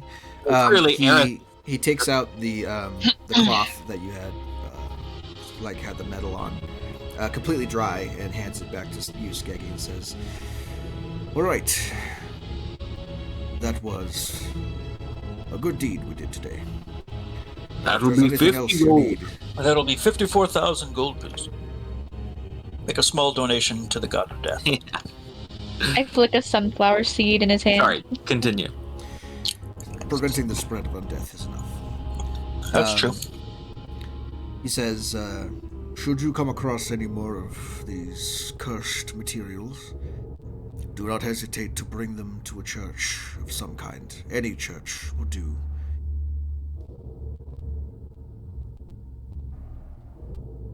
Way ahead of you. And with that, he bids you adieu, and you All right. can exit the Okay. Church of Mist. I high five him, and then there's a clap of thunder. He probably wouldn't high five you back, but he would just kind of nod. He like and go about his I go to day. high five him, and he like Consider it raises some his hand strange as well. ritual that he doesn't understand. All right, cool. That Good. went surprisingly well. Get rid of it. Now, what are the other branches? Now he's going to report us. Wait, Dad. What did you think? No, we did the right thing. I know, I'm kidding. The other branches of what? We report. You said there are other branches, like it might have been another branch that homeboy Arminius went through to get this like done. What other is the it just Free Swords all the Guild has major? a number of locations across the entire continent. It's not just here in Autumnhall. Sure. Okay. It's mainly in the larger settlements. So, Plus, he, Autumnhall, Merrick, if he needs people to do these jobs for him, he's going to keep tabs on the local Mercenaries Guild, Fighters Guild, all the guilds that might eventually, he was smart enough not to come at us in the guild or on the guild hall where anybody could hear. He must have had a little birdie out there telling him, well, these are the new guys. They might be up for it because others who may have heard of you may not want to do it, So he did it on the sly. potentially. And that might have been smart of him, actually. We got the job done. Sad thing is I guess we could tell people about it, but we'd always have to add the part where we disposed of the Shadowsteel, we got it cleansed and destroyed. The problem is we would be admitting that we were part of a black market. It's illegal to Transaction. deal with it. It's illegal Possess it? It's illegal to traffic in it. It's illegal to work it. It's illegal to have it. Certainly in populated areas. But if this dude has his lab off somewhere where no one can stop him, If we're what do you want? adventurers coming back from a dungeon and we explain, hey, we have this metal, we're trying to destroy it. I don't know. I don't think that's an unreasonable reason to possess No, metal. people do No. that. People do that more often than you think. It's not. It's basically it's illegal to use it. Basically, is for any reason. If you have a sword made of Shadowsteel, It's in your then house. Yep, a you sword. If you have a sword or arrows or weapons made of Shadowsteel, other items that are partially imbued with Shadowsteel, then that's wildly illegal because of what it means. If you keep it on your person for too long, and if you use it for too long, you will eventually be cursed with some kind of curse. Depends on the person. It's tainted metal, basically. It's tainted black magic that requires souls of sacrifices to even make the metal in the first place. So it's steeped in dark Evil. so just having it on your possession is enough to draw the eye of people, especially people in the know. But Sure. it's more if you're if you're clearly using it, like if it's a sword that you've got on your belt and you're using it all the time, then of course people are gonna be like, oh my god, he's got some fucking Shadowsteel, we gotta confiscate that. If they're in the know enough to recognize it. The average guard probably would not recognize Shadowsteel. But he's you're an talking alchemist. about, He could be using it for priests, potions. he could be using He it. could be using it to make rings. It's something that's not a weapon. We don't know yet. Yeah. And no he idea. did indicate that he was working on something himself. So I didn't get the sense that he was hired by someone evil to make evil weapons for him or anything. Sounds like he was working on some property of it. He said his intent was to cure disease and stuff, but I don't know. Let's keep an eye out You for can say whatever Arminius. you want. Don't trust him as far as I could throw him. Mm-hmm. Yeah. But we that's made our good. money. That's Okay. true. Oh yeah, Cool. 500 gold, right? Success. 500 gold each. Yep, already logged it. Awesome. Is there anywhere else we could check? Fuck. For You what? could- Arminius? Travel Traces to any of the our- major cities, but Yeah, I mean, Never we're taking did care of what where we're we were. aware Do of we right now. did you guys get any real leads on Arminius? Do we Not care that much? We did the job, we got paid, we cleansed ourselves of the tainted metal that we did come across. It seems like a win-win. Kiki will return home at this point since it seems like all active leads have kind of been exhausted. Okay. But he's still going to keep an eye out for any traces of the Shadowsteel. It's a foreboding thing for him. He doesn't think this is over. Okay. so This those of isn't you, over. So you guys are gonna have to stay the night in Autumnhall because it's late in the evening. Yeah. at this point. Sounds good.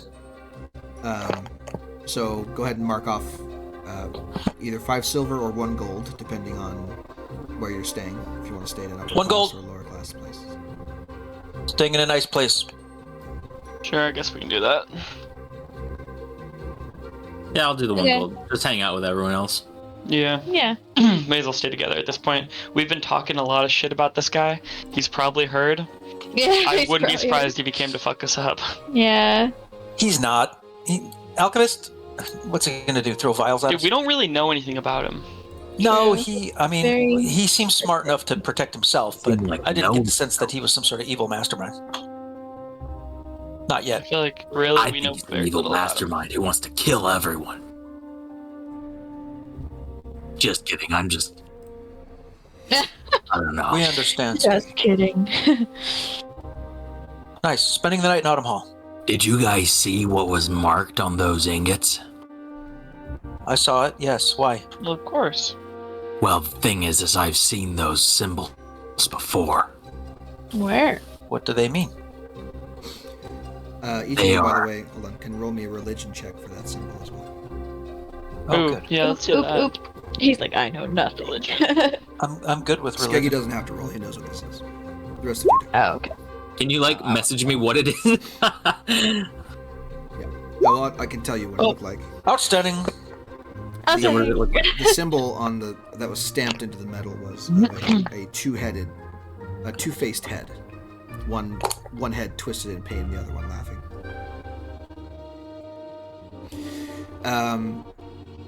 Bellamere and Crackle, you two are aware that this is the stamp of Avarit, who is another god responsible for chaos and deception and murder. Basically, anything bad in the world is his domain. Ah, God of deception. Yeah, deception, murder, trickery, shadows, like any of that. He is god of chaos, god of deceit, god of discord, all of that. He is generally not, his worship. He's part of the pantheon, but his worship is outlawed amongst pretty much everywhere. The only people that would ever seek to, send a prayer to Avarit are those who need vengeance brought upon someone, who need the Or opportunity. seeking to you know, deceive someone. someone who needs the opportunity to get themselves out of a bad situation and is willing to do anything for it. That kind of thing. Okay. All of those things. Every murder perpetrated, every item stolen, every curse inflicted is all a prayer to Averett. Jeez. Okay, that's some Hey, bad juju. Skeggy, Yeah. would Crackle have recognized this from anything you told him during our time together? No, I think from what he would have told you is that he just came from a very bad place. Okay. I think it was still fresh for him. He wouldn't have wanted to get into it at that point with you, but he did confide in you that he is escaped from a very bad situation. Kind of similar. Well, I don't know. Was it similar to you? Yeah, definitely. But Skeggy continues. You know that I've worked this metal in the past, as how I know its danger. But that symbol of Averett, that is the symbol of the Dwergar clan that enslaved me so long ago. I have only escaped their grasp within the last 20 years of my life. I am 104 years old. Oh. Crackle kind of chokes on his. He almost chokes because no one lives that long in Crackle's world. Most of my life I've spent in servitude to them because I was useful.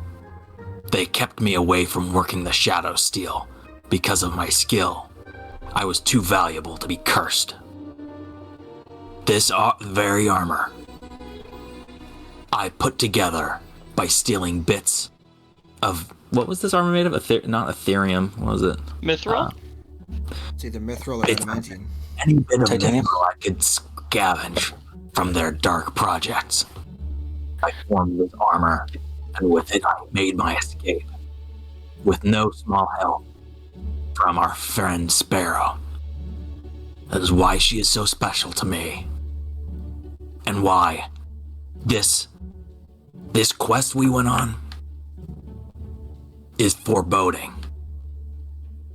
There are dark times to come, and we must be vigilant.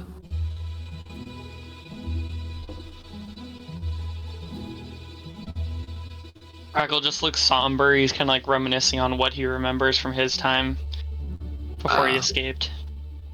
Skeggy's helmet opens up like a trash can, and he pours some meat in. So serious with it. Crackle takes out his flask of hard liquor and takes a sip.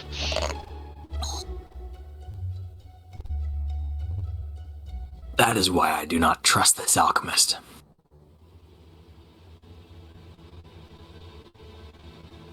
So I pray, keep your eyes open for these ghouls. And any other sign of the alchemist. Crackle puts his hand as high up as he can on Skeggy's arms, of course, buddy, of course. Thank you all for hearing my story and supporting me. Absolutely. Crackle offers him the flask. His helmet opens up like a trash can. And pours some of the flask in.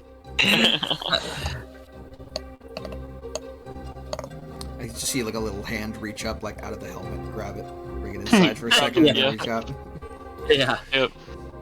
Beautiful. Yeah, it gets thrown out the top.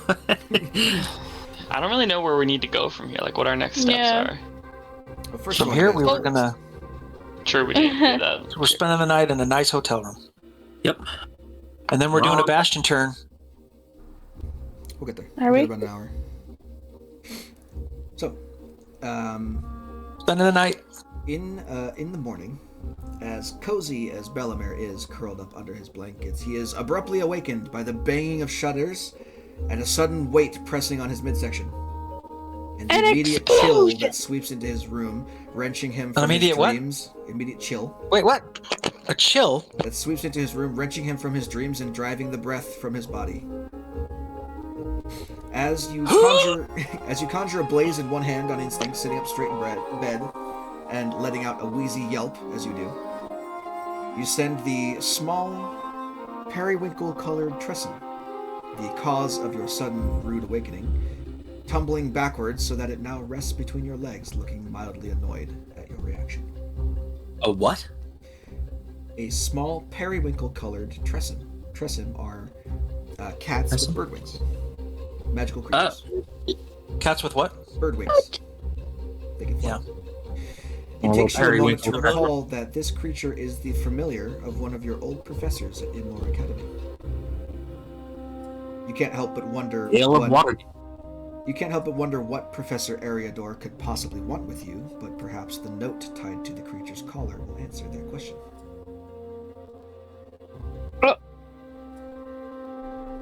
Ariad? Guy. Professor Ariador. Ariador sounds strangely familiar. Sure hope he did. He's one of your professors. Yeah, It's also one of the lands of Middle created your, Earth, he nonetheless. created your alchemy. It's spelled different. Okay, catching my breath, I will hold a palm toward the creature, not menacingly, just to keep its distance from me. And I'll say, please, don't ever do that to me again. And I'll hold my hands up as if I'm not going to harm it, and I'll reach for the note and try and take it. It like moves its head to the side so that you can take Okay. the collar off, and then it flies over up on top of a wardrobe and begins to clean itself. Okay. Aw. I'll look up and say, tell your master I've received his message. And I'll read the note. Sure. I'll put it in chat for you so you can read it. I'm imagining Percy. The note says, Apprentice Bellamere of Gillidan. It has been some time since we last spoke, yet news of your marvelous deeds has indeed reached our ears here at the Academy. I understand that you have become quite the mage for hire, a talent I have reason to make use of. On behalf of Inlore Academy, I seek to hire you, and whichever band of free swords you choose, for an expedition of the utmost importance, the details of which I must keep clandestine until your return to Aseldon. What I can say is that it involves a handsome reward for you and yours, should you choose to accept. Please give your answer to Dolores when you have decided. She will keep you company until then. Signed, Professor Javaris Ariador, Professor of Physics, Inlore Academy. Physics. Physics? One of my old professors. My instinct, of course, is to help. What is it, middle of the night? It's the morning. It's the morning, okay. It's early morning. I Way too will- early for you to be I'll up, s- but it's so the I'm up window is now. still open and it is chilly outside. It's a crisp, chilly autumn morning. This is like right on the cusp of winter at this point. Okay. I will get dressed. I will go up to Dolores and tell her to wait here for my response to her master. And I will head down for breakfast and see who else is down there. All right. No one's down there yet. It's a bit too early for anyone to have been awakened. Okay. Iggy is shoveling pancakes into the top of his helmet. Eris somehow was so dead asleep that she's now, her head is at the foot of the bed and her legs are like on the like vertical on the wall because the bed is too small. Okay. Does she have hooves or did she have feet?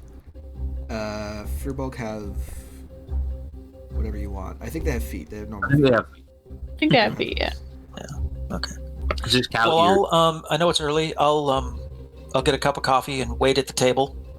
Perhaps order something and wait for everybody to wake up and come downstairs. My hotel. Are we all staying in the same hotel or no? Maybe we're not. Mhm. You're all staying Yeah, at we the are. Did we? Golden Okay. Lodge. Nice. I've stayed there before. It's quite good. All right. Then I will order breakfast and wait for everyone to come Skeggy is downstairs. early because he's old and he's got to get the early bird special. You're old. The by early gnome years. special. 104 is not old by gnome years, but in your By soul, his standards. But in your soul, Comparatively, Bellamere is, I think he's 34. He's right if they around. have, He's probably right if they around. have a senior special, they probably don't count gnomes. He's probably actually around 30, He's- more like closer to 30. He's closer to he's probably closer to like 25. 28 or 9? Yeah. So he has no In concept of years. what 104 looks like. Gnomes live to about Three of us left. 400 to 600 years, depending on the gnome. I'm like technically 35. Yeah, I'm 35 years old, but that's practically pretty young for a for a bolg. It's true, Garrett. Shut up. But yeah, sure, whatever. I didn't say anything. What the hell? Yeah, you just got targeted for no reason. You were literally not He was like, talking. sure, yeah, Here, what the whatever. You realize I have Whatever. lightning bolts that can smite you for a billion damage. Lightning bolt. Lightning bolt. Minor ass. Because Minor he's ass. Minor God. Adding more enemies to the next encounter, and ass. Alright. okay. What would you like to do, Bellamere? And I was gonna- I guess. Is Skeggy at the table? Hey, He's down in the Bellamere. common area. Why the long face? I will say, friend Skeggy, if you have a moment, would you join me at my table? Always for you, my friend. But you never. I'll wait for everybody else. Have you You tried wait an the hour hash for. brown? We You got wait an hour rooms and for food Eris. to drink too. Eris comes down with one of the robes that was like in the room. Complimentary. It's a nice hotel. Complimentary. Yeah. Nice. Okay. Is everybody there? She has her cow slippers on. I'm just kidding. Anyway.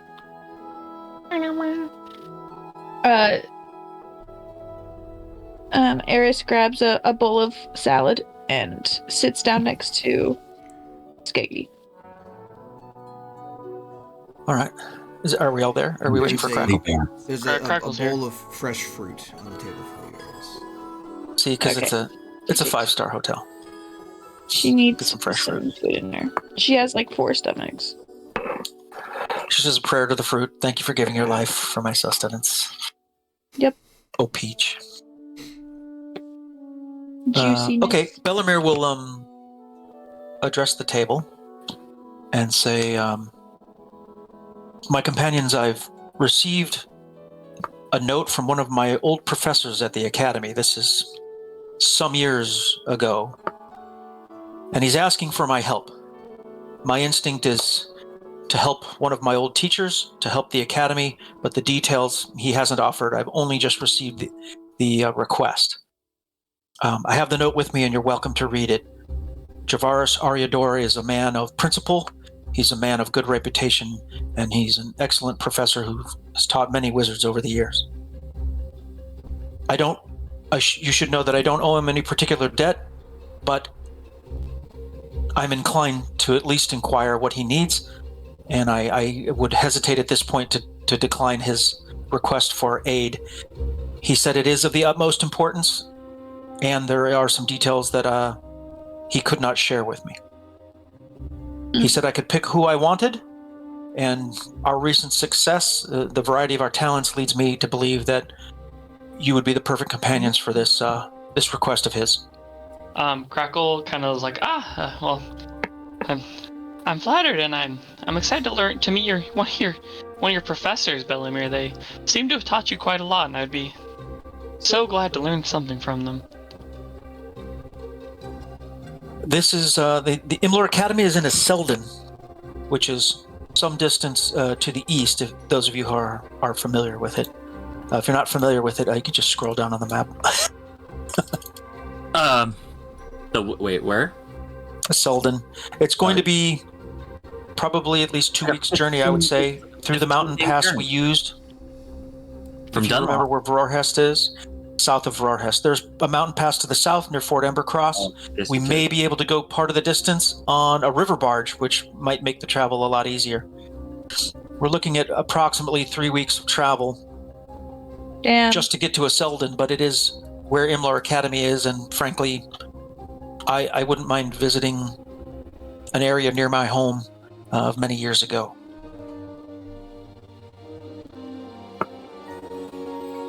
Well, I What does everyone I think where the hell is our homes? What the is it? Not Autumnhall. Is Dunloft on our way there? It can be. Kind of from here, yeah. I think we should stop by Dunloft and check in with our homes, Yeah.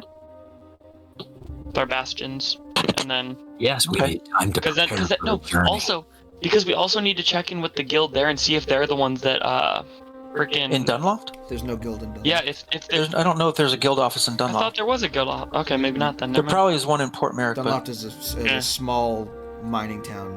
It's not. It doesn't have any kind of real. Honestly, it's barely a presence on the map.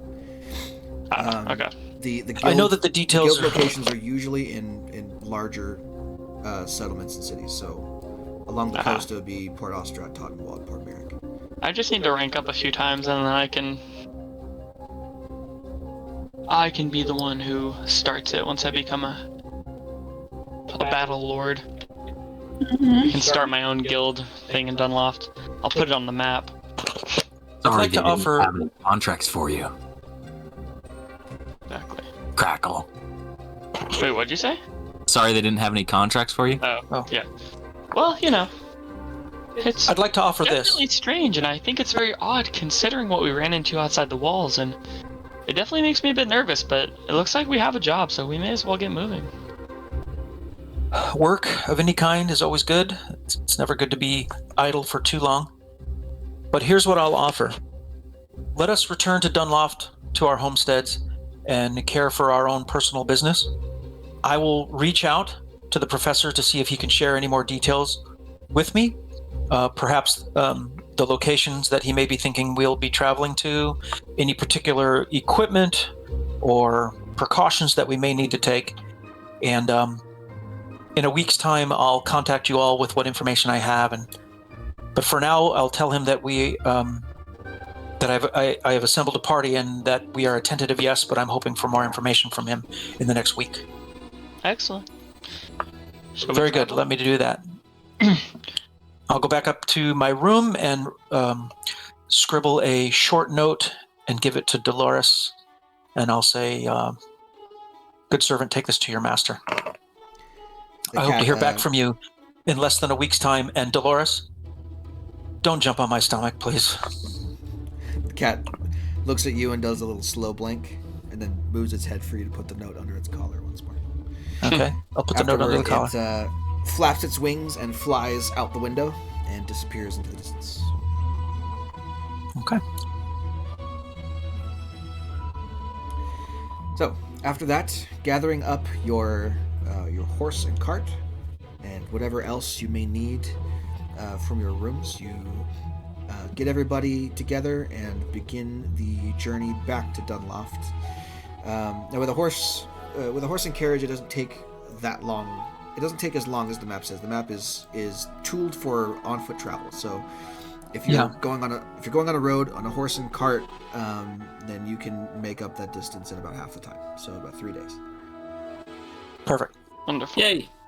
That's good, because it'll take a little bit of time in Dunloft, and then I'm hoping to hear back within a week, so that'll be within 4 days of getting to Dunloft. Sure. We might even be able to take Sparrow's boat next session. True. Possibly. Yeah. Now, as you guys return to your bastions, let's see how long it has been since you've been here last. So it took At least 2 6 weeks, days right? to get to Autumnhall from Dunloft, just about. I'm gonna write this down so that I have a running total here. Hold on. Oh, we never fucking asked about the Two Goats pub. Oh my god. Yeah. Well, we were thinking it's probably Merrick where we would ask. Yeah, You guys never ended up going. but we don't know where. Maybe it was Well, Autumnal. someone in Dunloft may know, because we were traveling from Dunloft to Merrick. We could ask around in town. True. And it was another 4 days to get back to Autumnhall. Plus 1 day spent in Autumnhall, plus another 3 days to get back. Looking at about 18 days of travel total for this last journey. Getting all your stuff, traveling, all that fun stuff. So that's about 2.5 weeks of Bastion stuff that we need to do. So let me pull that up here real quick. What was that? This. Some of you had ongoing stuff for your bastions, right? Yeah. So Oh, go I have ahead to and get out my bastion notes now. find that stuff in your notes real quick. I'm gonna go ahead and I'm gonna pause the recording. I'm gonna go to the bathroom and then we'll come back and do bastion turns. Blanks for scribes. He also wants to put down accounts of his adventures in books and sell them. That's kind of cool. So that's his plan. So in that vein, who has ongoing stuff that's currently working on? I have stuff I Skeggy want them to definitely is. start. I do. So my apprentice was working on a set of plate armor while I left, but I still can't find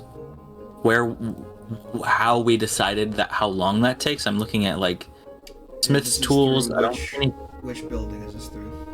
Smithy. Smithy. Bless you, Smithy Smithy. has the craft option. So they've been following the craft order. Using the rules in the player's handbook is how we did it. Player's handbook. Is it that they craft Smith's tools? Because that would be really dumb. No. They could craft anything that can be crafted with Smith's tools. Okay, so you need the tools. To make an item, you need raw materials worth half its purchase cost rounded down. So for plate armor, which you were making, it costs 750 gold, which you already paid, I believe. Then it is, let's see, divide its purchase cost by 10. 75. Nope. It's purchase cost, What? so it's 1,500. Oh, So it's 150. not what I paid for the materials? Correct. It is the purchase cost of the item sells for 1,500 gold, so it would be 1,500 divided by 10, which is 150. So it'd be 150 days to make a set of plate armor. Which, divided by 30 days in a month, is 5 months. So yours is still ongoing from the last time you ordered them to do something. Was there any way I most could times speed that up? if you I- combine your efforts, you can shorten the crafting time. The thing is, it's like it says divide the time needed to create an item by the number of characters working on it.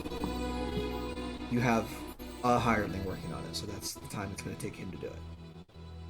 If you are doing it yourself, you need to stay in your bastion and do it for the next however long.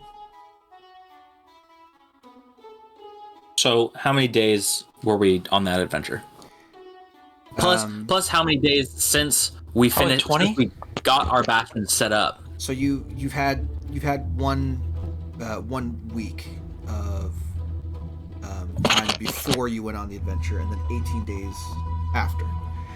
So that's a total of 25 days of work. Okay. So not quite 1 month. But for might Skeggy- also minus the time that I was there working on it. Divided by if you were there working on it for a week, then it would, let's say it counts for 14. So it would be, let's see, 25 plus 7 is the easiest way to do that. It's 32. And 50 So- minus 32 is, oops, not that. 150 minus 32, not divided by. So you have 118 days of work remaining on your plate armor if you let one person do it. Okay. When you get back Write to that Gun down. Left. And then, well, I'm sure we'll get to it next session, but for the week that we're going to be waiting to gather everyone up again, he's going to be working on it. So could I subtract another 14 days? We'll get to that. Let's not Ahead do of that time? yet. All right. Let's not do that yet. Who else had stuff they were working on? I finished all my stuff. So But yours was I, what were you doing? I was making that staff, which was crafting the arcane focus, and then I was crafting a map case, like a scroll case. Right. Let's see.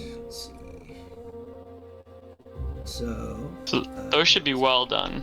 Yeah, those should be done by now, which means I'm checking the days that it needs to do each thing. Mm-hmm. So, which is from what, the arcane study? And the workshop. The workshop. Crafting an arcane focus, 7 days to craft it, costs no money, and then from the workshop.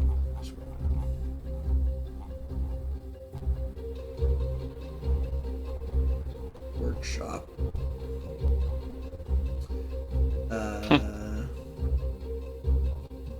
Crafting what?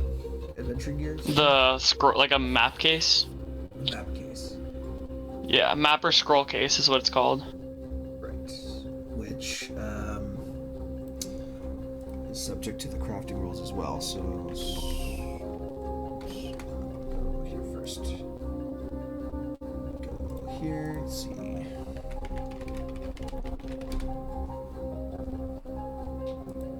Is there a site Map for or the scroll bastion? case costs 1 gold. I just scrolled up to the pictures in general. So you would have had to provide 5 silver for that, and it would take a number of days divided by its gold cost, which would be like a day. So it would have been done almost immediately. So with that in mind,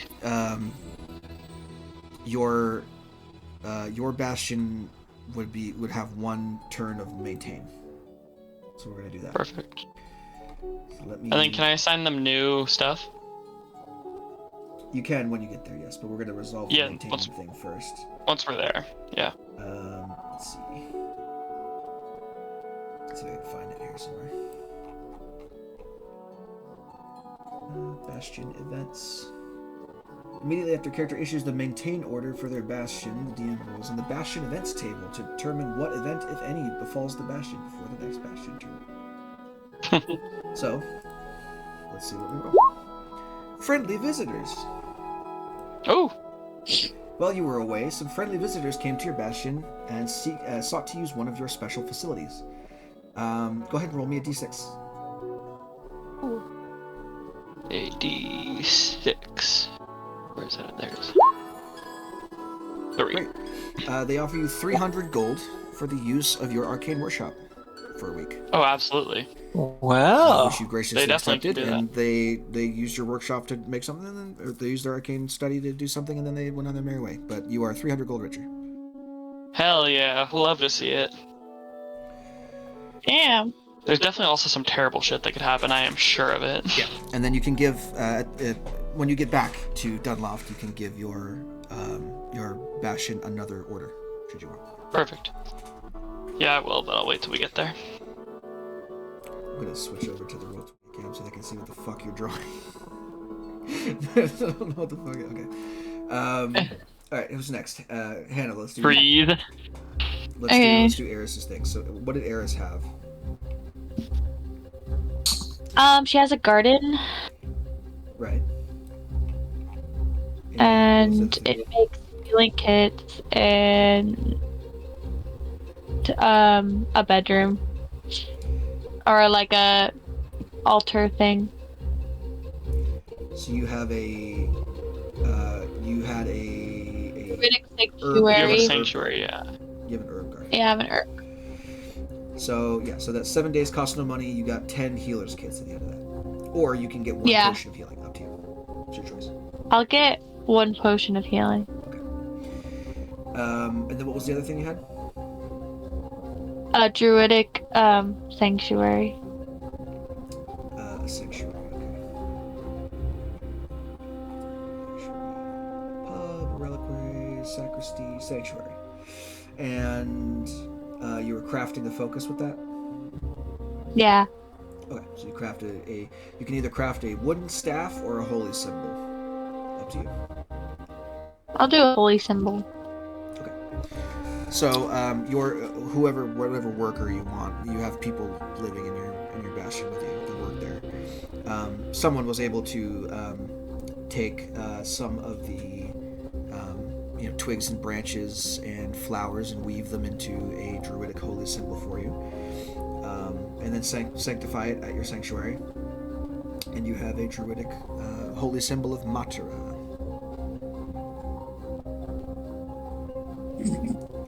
What does it do?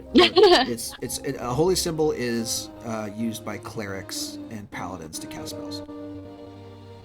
You can't use it as a druid because you're not a holy class.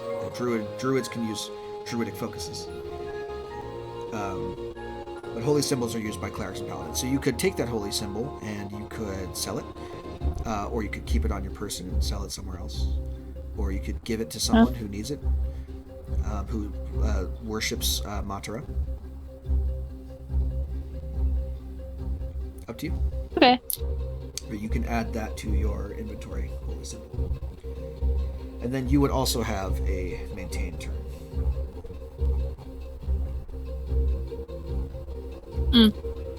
So I'm gonna see if I can name my 2 people that are helping me at my bastion like Dad did. One of them is gonna be named Lip. sure. The other one is...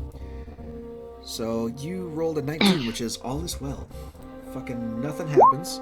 One of your hirelings adopted a stray dog. There you go. That's what happened during your time away. So you come back and there's an adorable little mutt hanging around your garden. Let's which you're go. pleasantly surprised by. So now you have a dog that belongs to one of your hirelings that is hanging out at your bastion all the time. His name shall be... His name is Mr. Snoofles. Chris. Mr. Dog. His name is Mr. Dog. Yeah, not a Can very name him creative later. bunch, your hirelings. Craig. Alright. Craig the dog. Mr. Quentin Puppentina.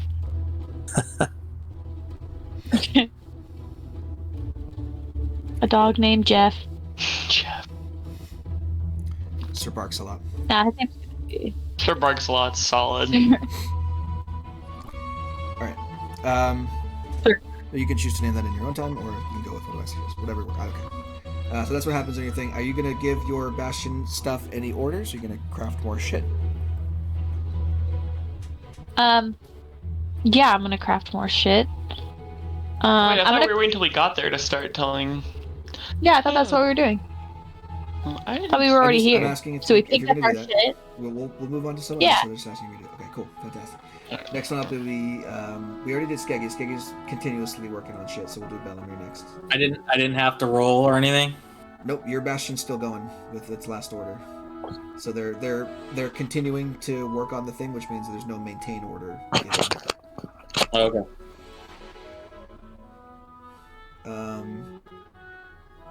Unless it was for like your workshop, I guess. Did you have a workshop, right? That's your other thing. Yeah, What? I want to do. Yeah, I want to start some of my workshop and in my arcane study when I have a chance. Skeggy, what does Skeggy have? He has a smithy and what else? It's a fucking storehouse. Storehouse. So the storehouse. I can't do things at a time, right? Because I only have like one dude. You have one. How many hirelings do we get? You have one hireling per facility so far. So you have two. So I have two? Each. Yeah. You have 2 each. One of them. Okay, I think one of them is consistently working on the plate armor, and the other one is the guy who works on your storehouse. so. Well, in that case, so for the storehouse, the reason I didn't do anything last time is because I couldn't afford to buy the things to then sell them. But now I can. Let me reread the storehouse thing. Yeah, because I would have to buy items. So he spends 7 days procuring non-magical items that I have to front the cost for. So that's 500 gold piece or less. And then uses the next 7 days to sell all the goods in the storehouse for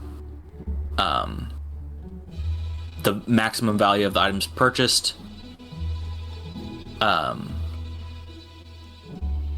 10%, I believe. Yeah. So you essentially spend as much money as you want, up to 500 gold, to fill your storehouse with stuff, and then your hireling will sell it, and you'll get that amount plus 10% back. However much you spend.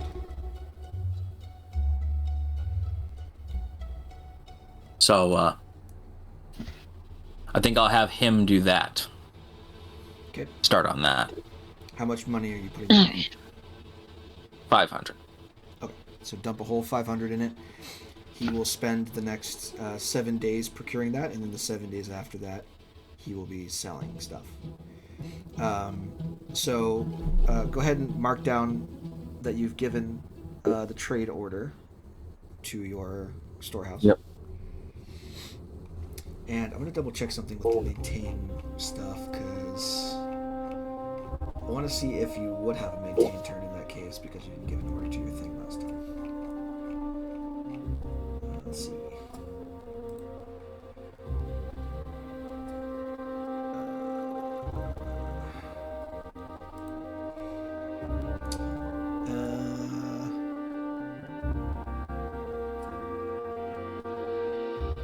Let's see.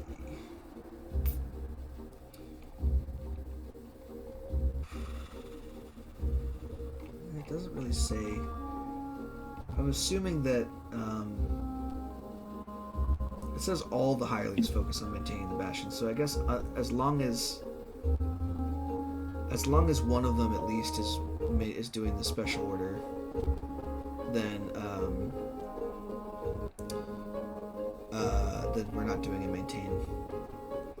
Because the other guy can assist with some stuff, I guess. It says that like it's as long as something is going on at your bastion and they're not just maintaining it, as you know, then we're not doing a maintain order. We're doing working orders. So we won't worry about that then. Bellamir will be next. Okay. What did you have going for you? Well, Temis, my one assistant, assuming he has the materials, which I've been providing to him, is making blank tomes and grimoires. You have sorry. Briss. Which buildings do you have? You have a library and an arcane study. Oh, sorry. I have a library, and I have an arcane study. Okay. So your library is the research order, and then your arcane study is the crafting. Right. So your arcane, you crafted a book or an arcane focus last?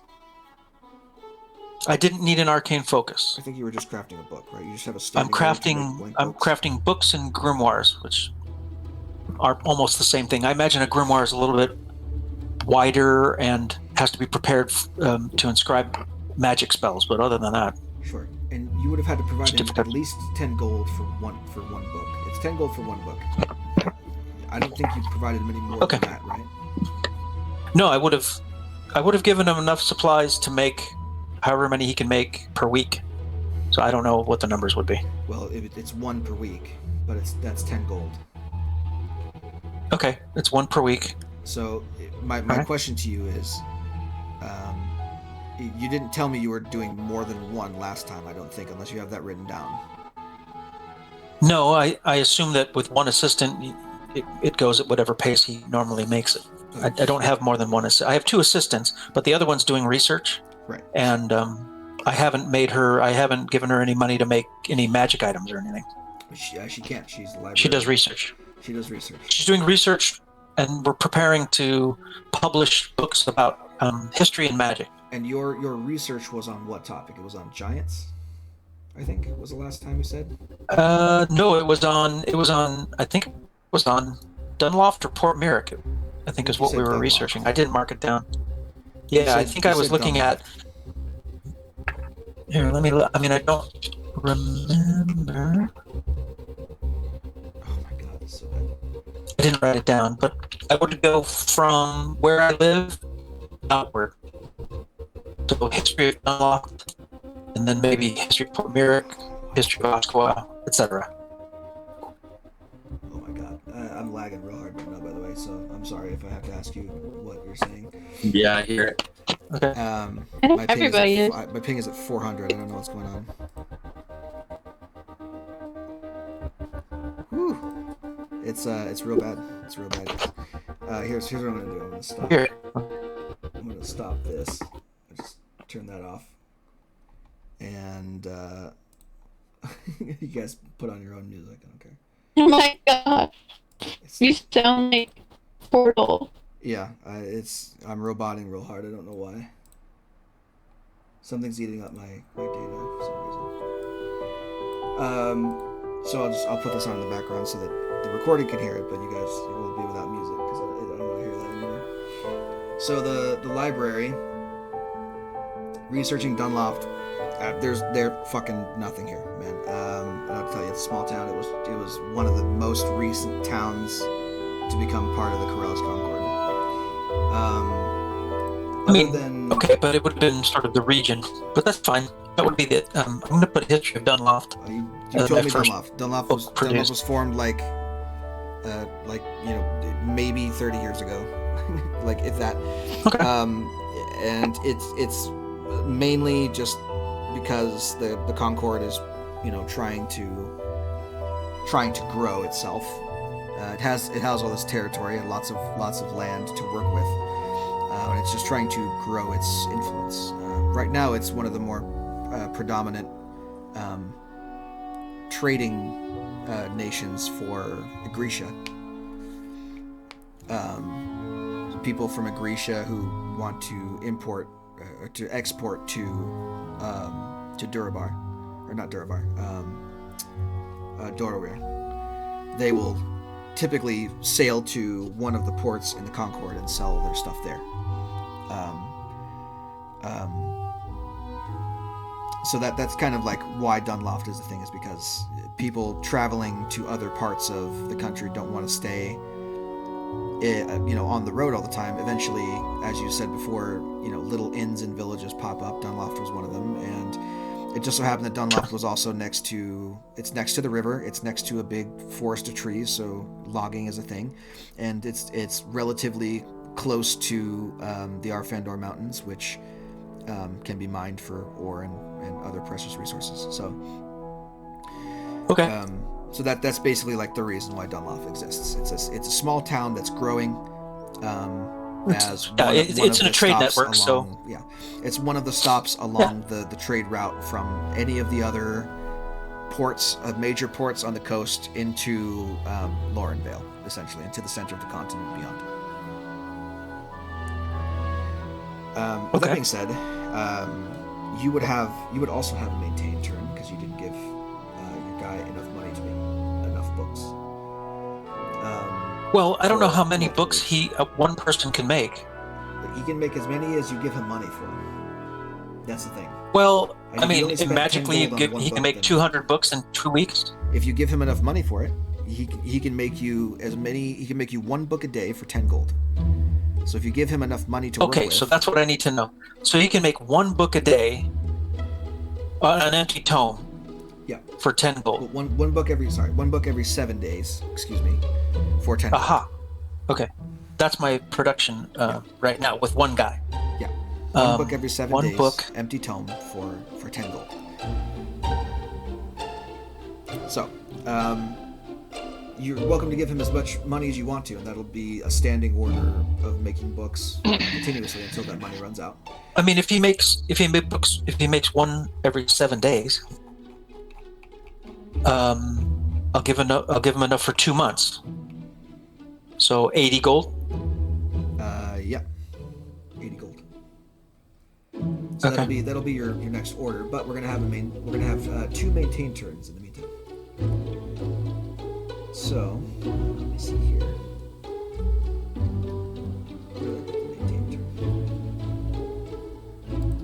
Okay. So, for the first week you were gone. Oh no, an attack! Your bastion was attacked by some shit. Let's find out. What? A hostile force attacks your bastion but is defeated. We'll say that you got raided by goblins. Because they heard, who the fuck got raided by goblins? It's more likely there would be some drunk villagers who try to ransack the haunted wizard's house now, All you gotta do to avoid these goblins is start making some plate armor or something. I guess. They heard there was some crazy booyah going on in your fucking house, and they decided to raid it and steal some shit from you. Crazy booyah. Booyah. All right. Is what goblins call magic. Ah, So since your bastion has 0 defenders in it, one of your special facilities is damaged and forced to shut down. So it's determined randomly. So I'm going to roll a d6 on a 1, 2, or 3. It is your arcane study, and on a 4, 5, and 6, it is your library. It's a 1, so your arcane study is busted. A facility that shuts down cannot be used on your next bastion turn, after which is repaired and made operational again at no cost to you. Which is fine, because your next bastion turn is another maintain, so we don't even need to worry about that. Essentially, they're like, yeah, some goblins attacked us, but we fixed everything and everything's good now. And then after that, everything's all as well. See what happens during that week. Someone thought they saw a ghost in your arcane study, but it was just the result of too many late nights staying up and researching. Okay. There you go. Okay. Alright, so if you're giving your guy 80 gold to do his... He's going to produce 8 books. Sure, 8 books. So that'll be the next 8 bastion turns for him, essentially. Yeah. Going to be crafting books. And the then other thing is your library, right? Your library can also do things. So, well, I have Briss. Briss is a researcher and a jewelsmith, so that's kind of her thing. She can enchant things and disenchant things. So, well, as far as the bastion goes, she can research topical lore. That's what she can do. That's it. Okay. So, for the next 8 bastion turns, do you have things that you want her to research for you? Yeah. What's the rate of gaining knowledge per subject?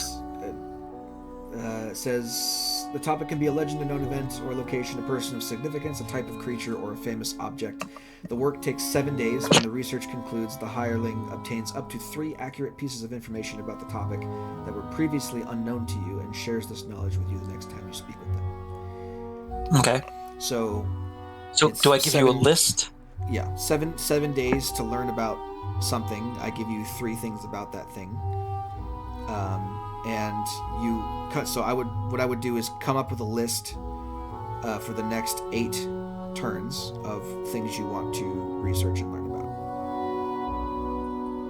And while you do that, we'll move back to okay, and we'll do his orders. Yeah. Yeah. All I want to do is in my workshop, I want to start crafting a set of manacles. What? And then So your workshop has what in it? Let's find out. tinkerer, leatherworker, weaver, glassblower, carpenter, and woodcarver. I think that falls under tinkerer. He's done. Okay, yeah, as long as you know which tools you have. Yeah, I do. They're Which in ones are general, actually. I have woodcarver, tinker, leatherworker, weaver, glassblower. Glassblower and what? Carpenter. I don't think you can create those, can you? Oh, you can with tinker stones. You can craft those. Okay. Exactly, yeah. All right. Cool. So you're crafting manacles. And then in my arcane study, How much are manacles? manacles are not super expensive. They are, 2 gold. yeah.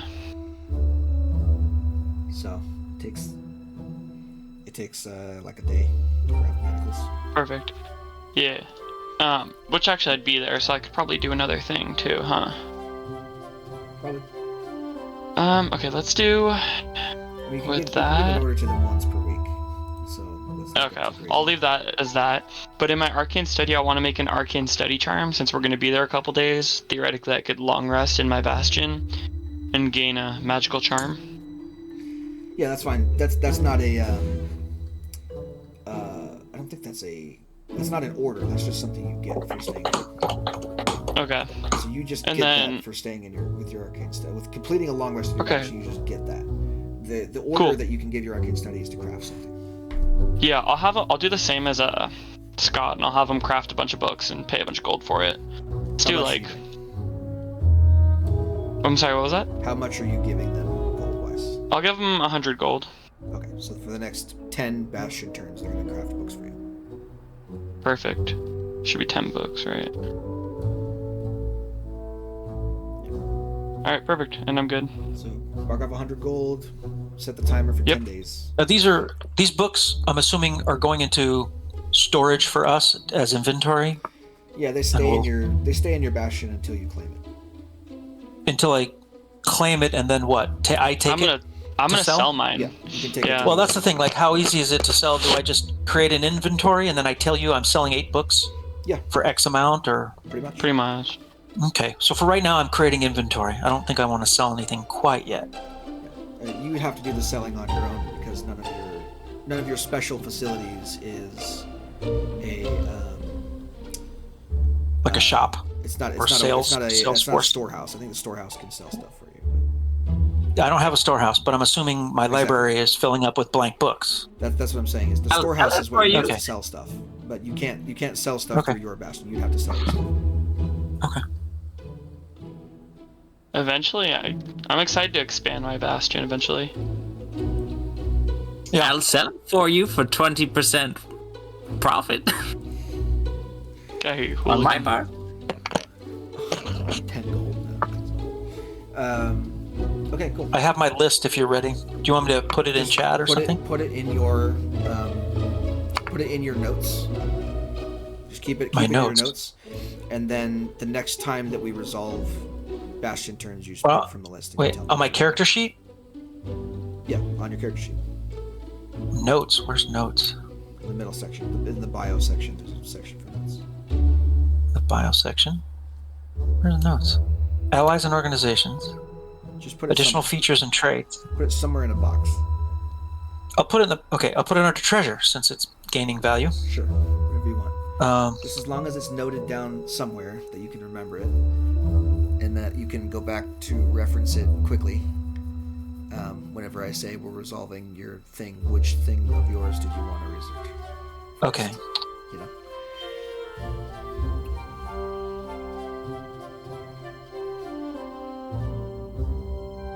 Okay. So I think that's everybody's orders and everybody's turns resolved. Yes. Except for Sparrow's, but we're not going to do hers yet. When Kelso comes back, then we'll figure that out with her. We'll try and do that before we start recording for the next session, so we don't start the first episode with doing a bastion turn. Yeah. Okay. So that's everyone's stuff done. Then we're gonna go ahead and we're gonna call it for today right here. Beautiful. We will we'll pick up again Beat. next week. Hopefully with Kelso hanging out with us once again, and She'll be we'll back continue on Wednesday the- night. She'll be back Wednesday? Wednesday night. Yep. Cool. Well, technically Thursday because she's getting picked up at fucking midnight. Right. So yeah, we'll come back. We'll come back with her, and then we will do the next portion of the game, traveling to Imlor Academy in Aseldon, in the country of Loren Vale. Until then, Sweet. see you guys later. Bye.